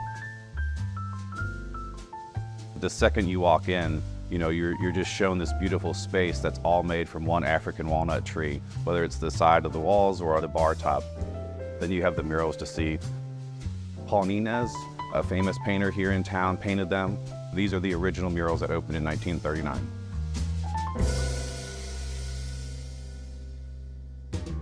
We have a high standard of hospitality. The bartenders are dressed impeccably, right? White jackets, white shirts, black ties, and the standard that they execute their service as well as their cocktails is bar none. When a guest comes to the Sazerac Bar, they're going to expect a place that introduces you to the city of New Orleans quite well. We have a very strong passion for cocktails that were around when this bar was opened, right? The Sazerac originated at the Sazerac Coffee House. Dr. Peychaud's was there with his bitters. A lot of people would come for coffee and for some of these little solutions to help their stomach. Lo and behold, men started hanging out there. He started adding a little bit of brandy, a little bit of cognac, and it developed into a very simple cocktail that started as cognac, Peychaud's bitters, simple syrup. Later, it has adjusted to include a little bit of the absinthe. And in the late 1800s, there was a big bug infestation over in Europe, and brandy exports were essentially cut to zero. At that time, rye whiskey was developing in the United States, and it was a very simple switch that a lot of people enjoyed, and that's still the recipe that we use to this day. On average, we make about 4,000 of these a week, and that's probably on an average week. In December, when we have Winter Wonderland here, it can be twice as much, if not more. Ramos Gin Fizz is a great cocktail that we have on our menu, and we take pride in that. It is a cocktail with gin, lemon and lime, egg white, cream, a little bit of orange blossom water, and soda water. So it creates this nicely balance of floral and botanical and sweet and sour, and then creaminess that brings this nice silky texture that really creates a very unique drink that not a lot of places will have on their menu because it's complicated to make. You have to shake it right. You have to make sure that the glassware is chilled. And the other nice part of that is it creates a nice foaming top that rises above the glass that the straw can sit perfectly in. So not only the recipe in itself, but the technique that it takes to make it, the passion that you must have to really make sure that it is executed right, and then it's just an amazing drink to enjoy. Huey Long, the governor here, would come here frequently, and that was his drink of choice. He would buy rounds and rounds for everybody to enjoy. When he would visit New York City, he would fly the bartenders here from the Sazerac Bar up to New York City just to teach the bartenders there how to make a proper Ramos Gin Fizz. Tales of the Cocktail is a collection of the best minds of food and beverage in the world. To be nominated as a finalist for the top hotel bar in the country, it shows you that this team has such a deep passion for something of this nature, and they're well deserving. I think that the high standard of just hospitality, especially food and beverage, is just a core entity of what New Orleans is, because our neighbors and everyone else carry themselves at such a high standard, and we believe that we want to be the best of the best. It only elevates us all. A rising tide raises all ships, and the community here has done such a great job just elevating the hospitality and especially the food and beverage scene, and to highlight that, the cocktail scene.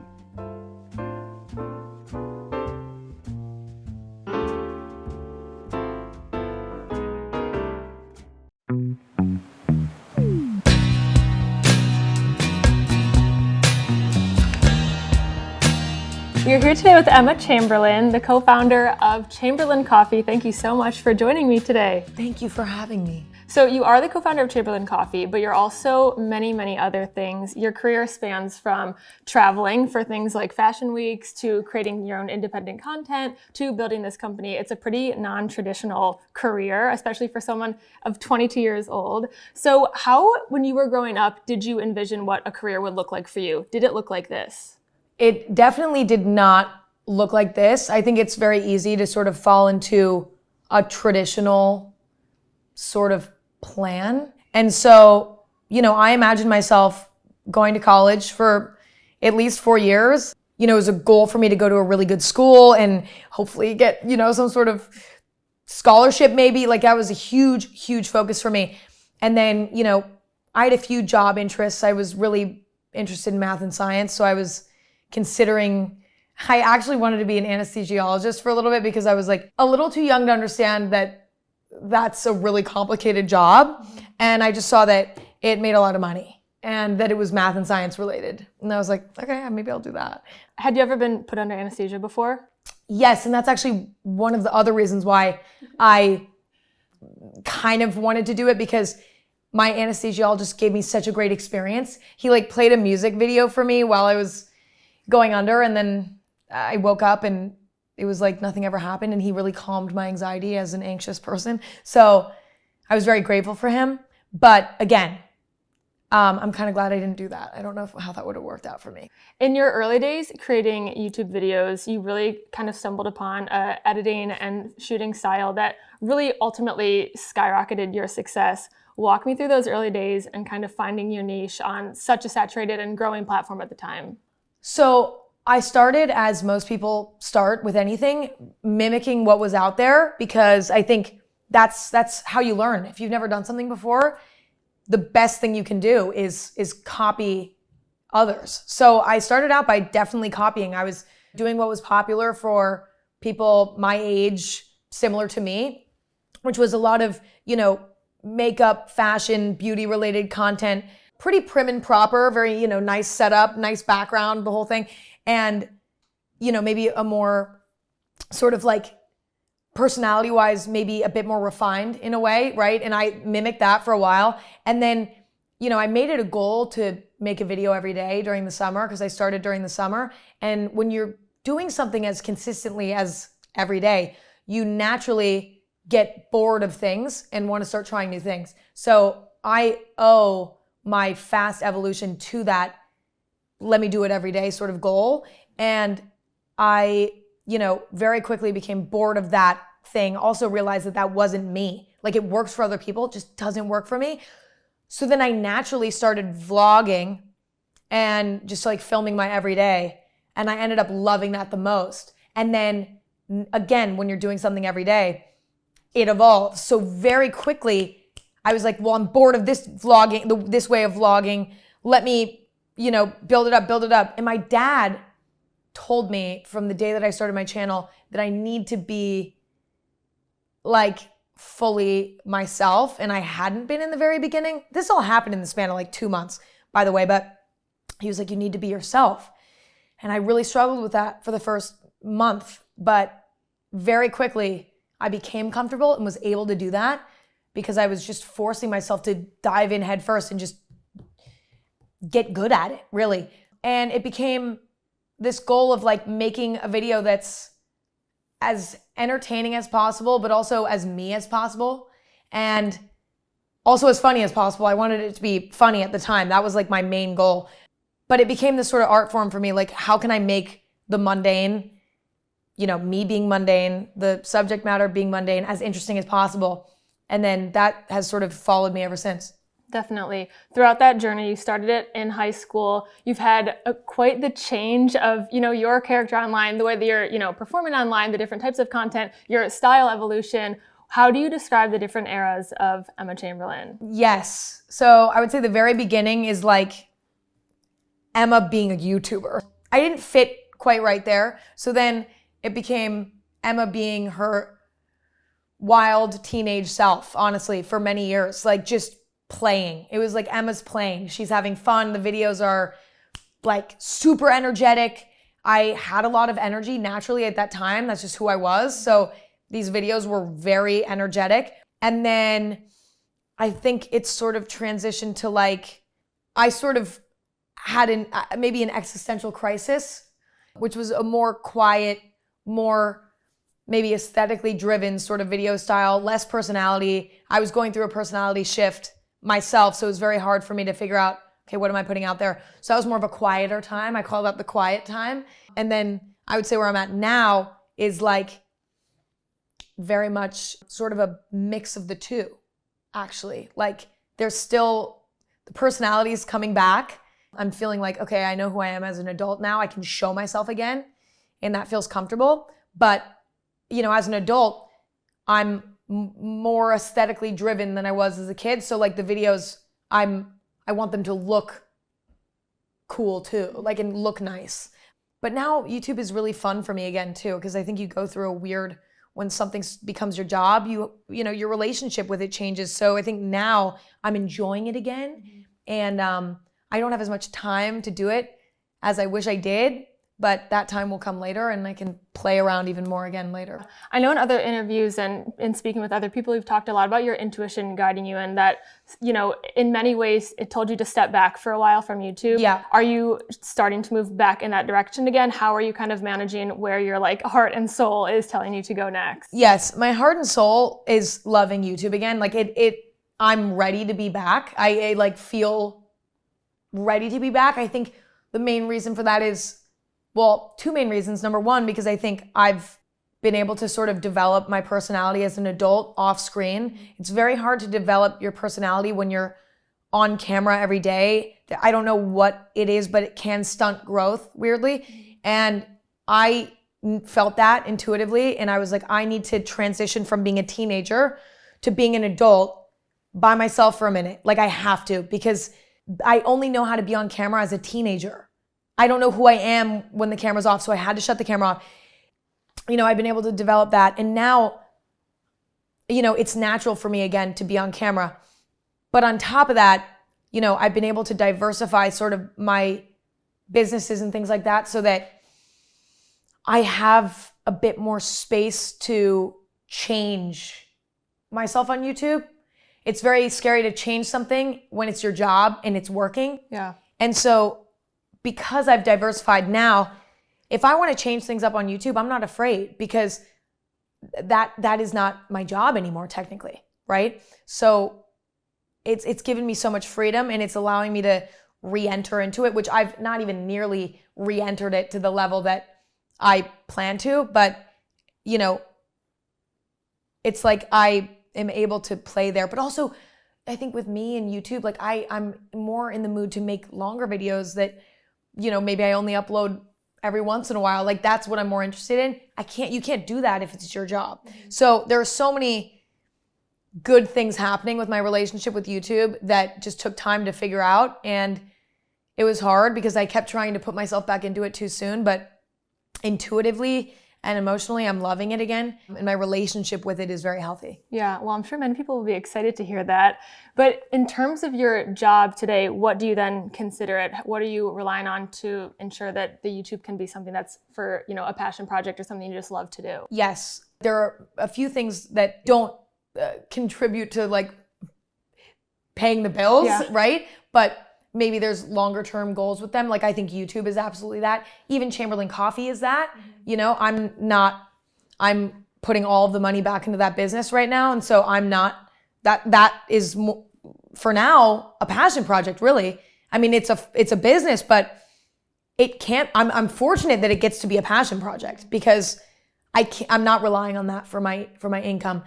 Right now, my podcast has become sort of my, what I would say is my traditional like job, you know, like that's my job, but also, you know, brand partnerships as well. And I've really just loved the way that I've been able to do brand partnerships more recently because they feel much more like collaborations now more than ever. I enjoy the creative side of working with brands and marketing brands. Like I love that. And so, you know, I do that a lot with Chamberlain Coffee, but I also do that a lot with other brands as well. You know, figuring out creative ways and intriguing ways to market product. That passion it was unexpected, but has become something that I love. I definitely want to ask about that because I think that the way that you've worked with brands like Levi's, Aritzia, Louis Vuitton, all these kind of fashion houses that have their own marketing teams, their own kind of ideas of where they want to take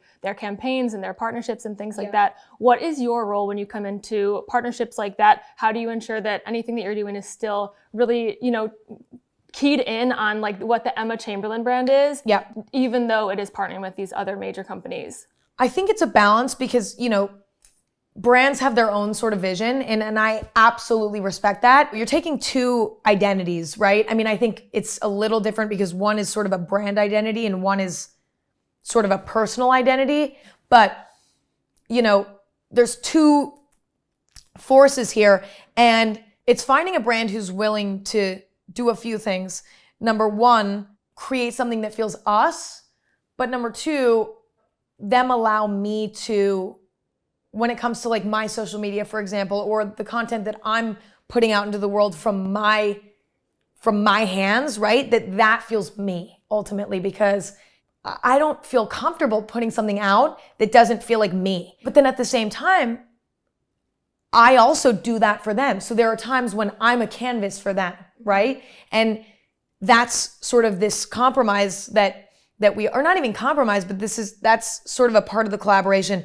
Both parties get to be themselves with the other present, but then also there's something that's us too. And maybe that's like the main campaign that goes out into the world. Maybe that's, a video that we make for their channel or something. It's like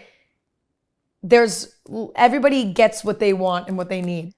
It's complicated, but it is worth it because I think that it creates the most intriguing, exciting sort of content at the end of the day. Definitely. Building your own brand then, Chamberlain Coffee, I'm sure that's a different experience coming into, whether it's a marketing campaign or a social media post or all the packaging of the coffee and all those sorts of things. Why do you think you were the right person to start this brand? Obviously, you had a lot of coffee in your YouTube videos. You talked about it a lot. It was a big part of your life. But taking that from, a video that you share with people online to a consumer product is a pretty big jump. So why were you the right person to create a consumer product surrounding coffee?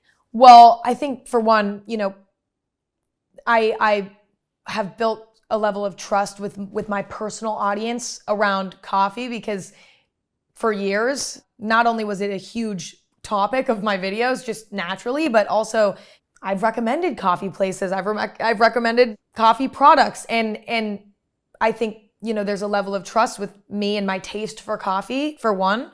But for two, I've always been obsessed with coffee as a product from, cafe culture to also other caffeinated beverages. That has always been such a special thing to me. And it's always been a passion for me since before I started my YouTube. And I think when it comes to creating a brand, I'm a home barista just like the rest of us in a way.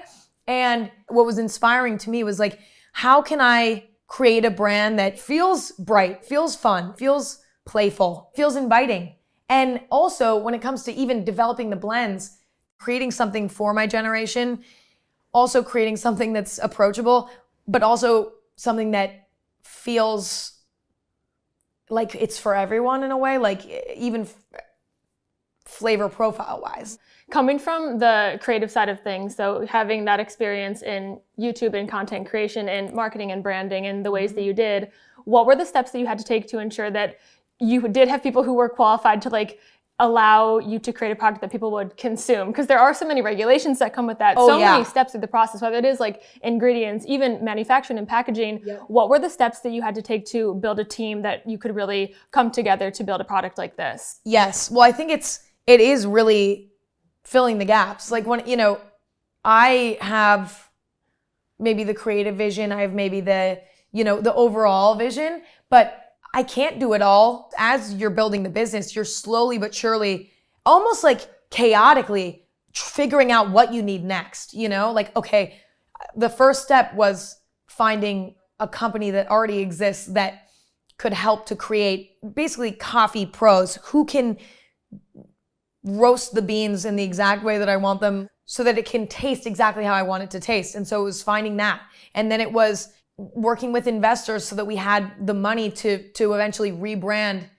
And then when we were rebranding, it's finding, creative illustrators and people like that to come in and build it out. And then from there, it's been like, okay, now we need a CEO. Okay, who's that going to be? And it's interviewing as many people as you possibly can until you feel it in your heart, like they get it. So are you interviewing everybody that comes through the company? And besides that, like, what else does your day-to-day entail with Chamberlain Coffee? Yes, I'm in a lot of the interviews. A lot of times it is really challenging because, I have so many, at this point, pieces of my business that I have to manage, and there are some that I need to be more involved in than others. And so when it comes to like interviewing, for example, a lot of times the beginning stages of interviews, for example, those will happen with the team that I've already built out. Like, I'm lucky that now we have that built out so that when I'm in the interview and I'm really, making the big choices, it's instead of being 15 people, it's 2, it's 3. When it comes to the day-to-day, it's a lot of approvals. It's a lot of things coming in from the team that we've built, whether it's like creative concepts for shoots or for, campaigns or for product or for, whatever it may be. And comes to me, I send my notes, I maybe send a completely new idea. I'm like, no, it's this actually. And then it's a back and forth like that a lot of times. And what's interesting is, I'm obsessed with retail strategy. Like I love that journey as well. Well, I'm excited to hear that you are passionate about the retail strategy, because that is something I want to talk about too. Moving into places like Walmart, Whole Foods, you are in multiple stores right now. Why was that something that you guys wanted to prioritize, and what has that process been like, moving, like you said, from just D2C to these multiple different avenues now? D2C businesses for a long time, it was almost like the trend, right? Like sort of really leaning into social media marketing and really leaning into D2C. That was sort of the structure of the moment, especially like, what was it? During COVID, I would say for sure that was what it was. And then, coming out of COVID, it was like, okay, what do we do now? Do we want to keep that? Or do we want to play a bit? Do we want to get into the real world? And I think, are we ever going to stop shopping in store? I don't think so. I love going to the store. I mean, maybe one day it will completely not exist. We'll never go to a grocery store again. But I think that experience cannot be ignored, even during, this very digital time that we're living in. Like, we ultimately decided that we can't overlook retail.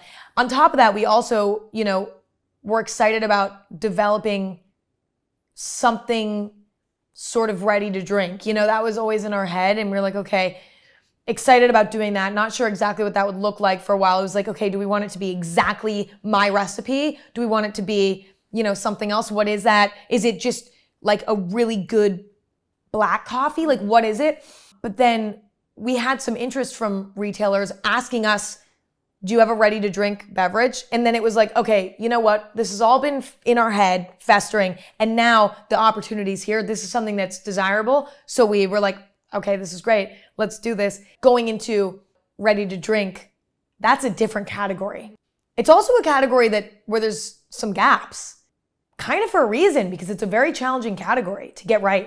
But it's been good because we've learned a lot, and we love, and we're so proud of what we have out there now. I know that you have some ready-to-drink stuff coming with Target that'll be launching soon. Besides that, what else is Chamberlain Coffee working on right now in terms of like what you're building for the future? I know you have some partnerships coming up for events in California and some other, campaigns and collections. So walk me through like where your sights are set for the next like 6 to 12 months. Yes, we have some really fun collaborations with brands that have a similar sort of DNA to us. Like 818 is a great example. Base is a great example where, they're both sort of brands that were started by other girlies in this industry, which is so cool. Also two businesses that I really admire, like, specifically with 818, like, it's like, it has this sort of like young and fun sort of feel, but it's also very chic and elevated at the same time. And then there's Base, that genius, innovators in the luggage space, like genuinely. They're both brands that I respect and I admire. And so it's exciting to get to work with them and do something with them, because it's like, let's just lift each other up. That always feels good. In general, we're just excited about, various ways that we can pop up in as many places as possible and just kind of get people trying the product. When it comes to what we're developing, I mean, I think actually a lot of my focus right now is like refining what we have, weirdly enough. I mean, we've experimented a lot, and I think we figured out what works, what doesn't work. And I think we want to go back in and refine and perfect. I think especially what's exciting is, with the ready to drink lattes, like coming out with new flavors. Like that's a part of sort of refining. It's like adding more flavors, even like little things like refining the packaging, refining the branding. Like those can often get overlooked when you're trying to scale a business. You're like, well, I just need to come out with this new product that's going to be huge and it's going to be, and that's not always what it is. There are things to refine. So I think we're in a refining phase right now more than ever. And just also like coming into ourselves as a brand. Knowing the challenges that you've gone through, but also, the exciting parts of building the brand. If you could tell yourself something the day before you started the company, what would it be? I would tell myself that I'm going to need to be patient because things take so long. I would also tell myself it's not always going to be done perfectly the first time. It's just not. It is just not. Like we give individuals grace. You know what I mean? We give individuals grace. Like it's not always, but we try to, right? Give other human beings the space to make mistakes. But when it comes to a business, arguably rightfully so, we give much less grace. It's like, you didn't get it right the first time? Okay, peace. And understandably so, because you're paying money for a product and you want it to be done right the first time. You pay money for, an experience, you want it to be perfect. That even comes from the inside as well, where I'm like, why didn't this product do well? Like, I thought this product was gonna do well. Like, why didn't this product do well? When you open it up, it's a bunch of individuals who really care most of the time about the integrity of the brand, things being done right, the customer having a phenomenal experience. Like that's what we all want for the most part. And I think if I could have told myself anything, it would have been, these are all humans here. And, not everything's going to be perfect. We're not a machine. It might look like a machine. It might sort of feel like a machine, but it's not. It's absolutely not. And I think having grace, mainly from the inside, is so key. And being patient with myself too. Like I might have an idea and we do it and it sucks and it's not good. It doesn't work. But that's okay. You can't have ego in it either. Which luckily that's one thing I never did. I think I've always leaned closer to imposter syndrome than, ego. But I've definitely seen it as a machine and I've had to grow out of that for sure. My last question for you, if you have some parting words to tell the audience, something that they might not know about you. I know it might be difficult because you share a lot of yourself online with the world. What is one thing that you wish people knew about you that they don't? I think something that's interesting about me that is not maybe shown as often is how, like, I really do have this sort of bizarrely out of character sort of passion for business in a weird way. Like it doesn't make sense because all other facets of my personality could not be more the opposite. Like I've been known for everything but what we consider to be founding a brand, marketing a brand, running a business. Like nobody would have predicted this. Let's just say that. Not even myself. It happened almost on accident in a way, but I do have a passion for that, though my personality is still the same. Nobody's looking at me and saying, well, that's a businesswoman. Like when they talk to me, it's like, of course not. That's just not my personality. There is a personality, a stereotype that we associate with that. I just don't have that. I never will. And I don't have that now because of this sort of newfound passion in this experience. But like that's genuinely a passion for me. And I think most people, maybe people wouldn't know that. It's very common to see, the career trajectory that I've had. A lot of people start businesses who start in maybe entertainment and then start a business. It's very common. And there is sort of a stigma around it, like, well, it doesn't mean that you're passionate about the business. I don't know how, I don't know why, I don't know where, but it's the passion is there. I really am genuinely passionate about the journey of building a business in every single little corner of that.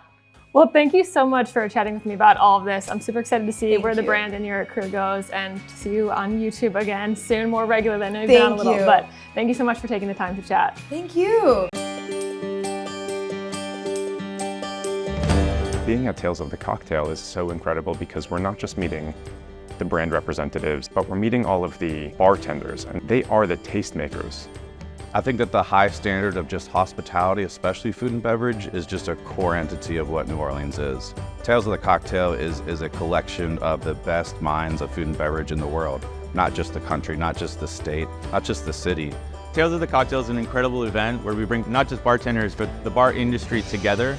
I've been coming to Tales of the Cocktail for almost 10 years now, and this is by far one of the most exciting ones. This is a coming together of everyone that is so passionate about this industry and all different walks of the industry, and this is a reflection of how hard everyone works and how much they care and, you know, everything that we pour into it. Especially within a city that is known for maybe being the most hospitable place on earth. It's more than the parties, it's more than the awards. It's really the work that the foundation is doing to create a better industry. Sometimes we forget how important the community is. The fact that we ended up all year in New Orleans celebrating the craft of cocktails, meeting old friends, making new ones. I'm grateful to be here, and every year it gets better. It's a space and a place that we as cocktail or hospitality individuals have managed to build community in. And we'll hope to continue building and creating spaces where the next generation can feel safe, they can feel inspired to be the best versions of themselves. I've been looking up to everyone that's been going to Tales for years. To be here with our friends, this whole industry is all about the community, it's all about family. Thanks to Tales, we are all together and we support each other. It's an opportunity to network, grow your network, meet people, look at your idols, people that you respect, introduce yourself, ask them questions that might help you grow and change the trajectory of your life. Spirits are social. You drink with friends, you drink with new people, and you become friends. This week we'll probably do about 1,500, maybe 2,000 Ramos Gin Fizzes, and about double that for Sazeracs. It's just a blessing. You see it year in and year out. It only continues to grow. The events get better, the activations get better, and the experience all around gets better for everyone. Tales changed my career. Tales changed my perspective of what was possible in this industry, how far you can go. So to me, Tales is a very empowering place for anybody. We fell into it. I mean, we were best friends. We were both very entrepreneurial. And we started cooking in the kitchen and realizing that we would be a great team. What he lacks, I make up for, and vice versa. Cole and Brian, thank you guys so much for joining us today. I'm super excited to talk about all you're building with Smackin. First, before we get into all the details, give me a little 30-second intro to who you are and how you guys know each other. Well, Brian, I'm Cole. We met as random freshman roommates at the University of Minnesota back in 2017. So, like 8 years ago almost. Yeah. And then been best friends ever since. Why did you guys decide to go into business together? I mean, it's been quite the journey, to say the least. Both of us grew up on the little league field, munching sunflower seeds. And we came to college and we were very entrepreneurial. We knew we wanted to start a business. We started a couple businesses together and those didn't pan out. And so we started looking at, what needed innovation and what did we know best. And we looked at the sunflower seed market and I thought that was a great opportunity. So sophomore year, we started cooking in our college apartment and, step by step, now we're here. What were those other businesses, I guess, you guys started? What other ventures did you try to embark on? I mean, just really small stuff. Well, I mean, it was big picture stuff. It was like a software that we had no idea how to build it. So like Brian said, we tried to come down to what's a simple problem in our life that we've experienced that we know we could solve. And we knew how to relatively make sunflower seeds. So that's how we got to this spot. So you guys obviously have a connection to baseball and to sunflower seeds in that way. Walk me through a little bit of that journey of you guys growing up and realizing that this is, a product that you maybe probably ate a lot as a child and then kind of turning that into something in your adult life. What are some of your personal connections to sunflower seeds and the sport of baseball? I mean, we grew up on the Little League field, and we saw that it was the same flavors, the same salty product, and the same brands, and we knew that it could be something better. Yeah, it was small seeds that like would cut open your mouth, like kind of like give you what's called like salty burn. And like we both kind of stopped eating sunflower seeds as we got older, just because we got sick of the product. But it was something we loved as kids, and we knew there was like desire for better, obviously because we both felt that way. So it was really just kind of like leaning on past experiences of that, you know, enjoying our time in Little League, enjoying our time eating the seeds, and you know, eventually we fell out of the seed part. So what was the first phase of Smackin? Was it just, you know, a bag that you made in the kitchen? Was there any flavor involved? Like, how did you guys make that very first step into building a product?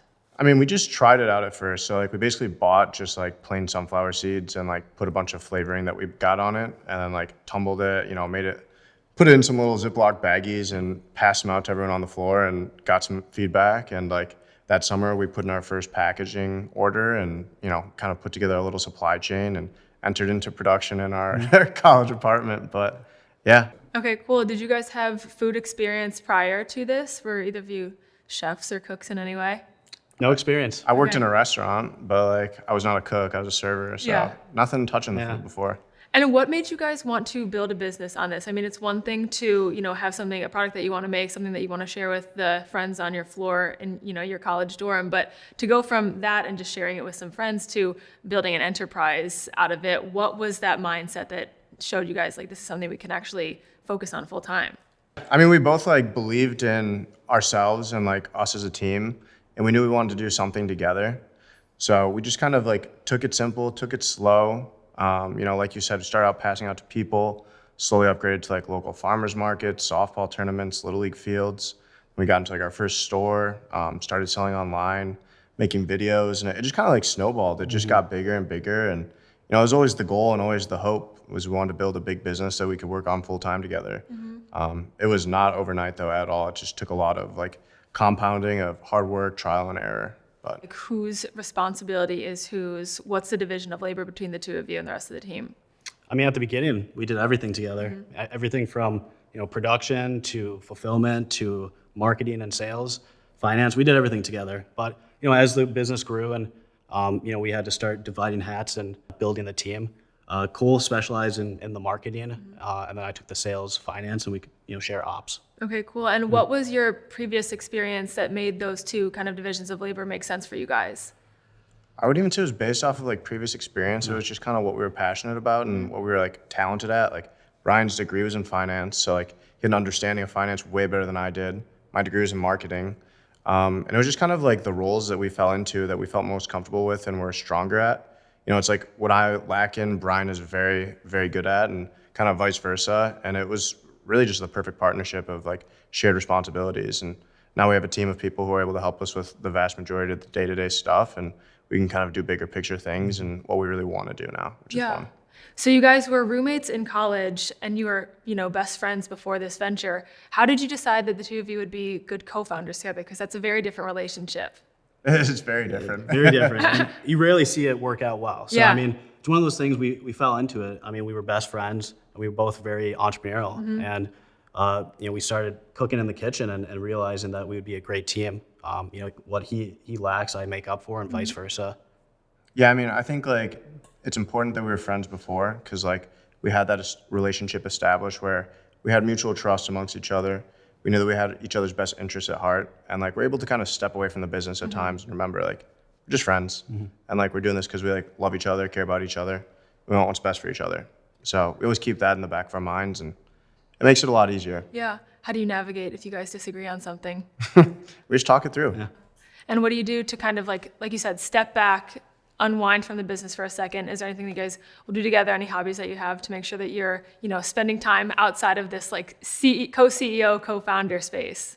Absolutely. I mean, we just hang out as friends like we always used to. So, I mean, we'll grab a beer. You know, we have dogs that will walk together. Both love to work out, play pickleball. So yeah, like when we travel for work, like we always make time to like go check out what's local, check out like the local food scenery, and just spend time as friends. Because like I said, that's why we did this in the first place. You mentioned too that you wanted to find something that you could really innovate on. So what does the innovation look like with Smackin? How is it different from what's on the market today? Right. Well, look at the product. Our product is better for you. So we have lower sodium, and then bigger seeds. So a lot of the natural brands have smaller seeds than us. And then we really focus on the bold flavor. Bold, unique flavors is what Smackin's all about. And what are some of those flavors that you guys now sell? We got garlic parmesan, our top seller is cinnamon churro, just released a churro jalapeno. So we really focus on the unique flavors. How did you guys land on these flavors? Those are not typical sunflower seed flavors that you just mentioned. So how did you stumble upon this kind of flavor profile? I mean, we just like request samples of like flavors that we really like, and we just put it on the seeds and see what tastes good. If it tastes good, we'll keep working on the blend, trying to make it better. And if not, we'll just punt it for another day. Yeah, it's really trial and error. And I mean, we look at the market, we see what's trending, but we also just, at the end of the day, it's what tastes good and what our consumers really want. Speaking of trends, are there any trends in the food space right now, or the business space in general, that you feel like you're really latching onto or trying to use in your own ways, or are there trends that you're also like avoiding at all costs? Absolutely. I mean, there's trends that we avoid. The trends that we're really focused on is social media and the engagement with our consumers. That's really what sets us apart is our full marketing journey.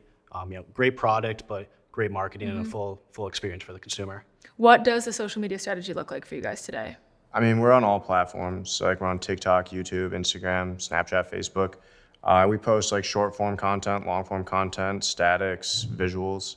It's really just kind of like a combo of it all. And then like Brian said, like once people kind of get comfortable with our videos, comfortable with our content, hopefully they try our product. And within that, we've got a whole ecosphere of like emails, SMS, like VIP groups.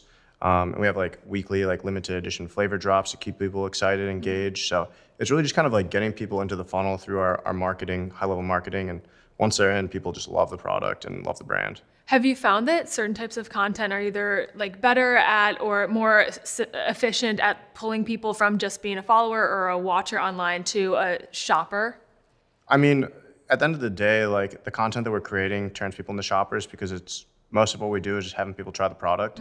So they get to firsthand see what other people think. And it's an appealing thought, like when you can see like what another consumer thinks of the product. How much of the consumer engagement or consumer interactions in terms of like what flavors they're suggesting or other questions or, requests that they're making, how does that play into how you're innovating on the product and deciding what's next for the company? Right. I mean, we really listen to our consumers. So something that sets us apart is we do limited edition flavor drops. So every week we're dropping a limited flavor. It sells out really quick. And it's unique. It's red velvet, spicy guac, things that you never have tasted. So that's what really, we use that as a springboard to launch standard flavors. We get consumer feedback, see what we need to change, and then we'll use that to launch a standard flavor. Yeah, like cheddar jalapeno was a limited edition flavor at a point in time, and we refined it based on the feedback. Like people really liked it, so we were like, okay, like this is a good flavor. And some stuff it's like, not so great, and like then and then it's like something you probably shouldn't work on. How do you guys kind of walk the line of sticking true to yourself and the products that you want to create while also listening to customers? Is there ever any give and take in terms of someone might ask for something and you're like, that's not who we are as a company? Are those conversations ever happening between the two of you? Yeah, I mean, like we definitely started with like what we liked because like that was just the easiest to go off of. But over time, like, and we're just going based on what our customers like at this point. And like people will suggest some wild things, and like you kind of just try to have to like listen to what everyone's saying and like stick to like what the kind of like the North Star is of like what the like vast majority of people are saying. So it's kind of just like intaking a bunch of information, digesting it, and trying to sparse out like what the popular opinion is. What is the North Star for Smackin right now? Bold flavors, delicious snacks. Okay, cool. A lot of people might think that sunflower seeds are a pretty niche market to get into. Obviously, a lot of people use them, but it's essentially one product. How are you guys attempting to expand on that to ensure that you have a business that's scalable?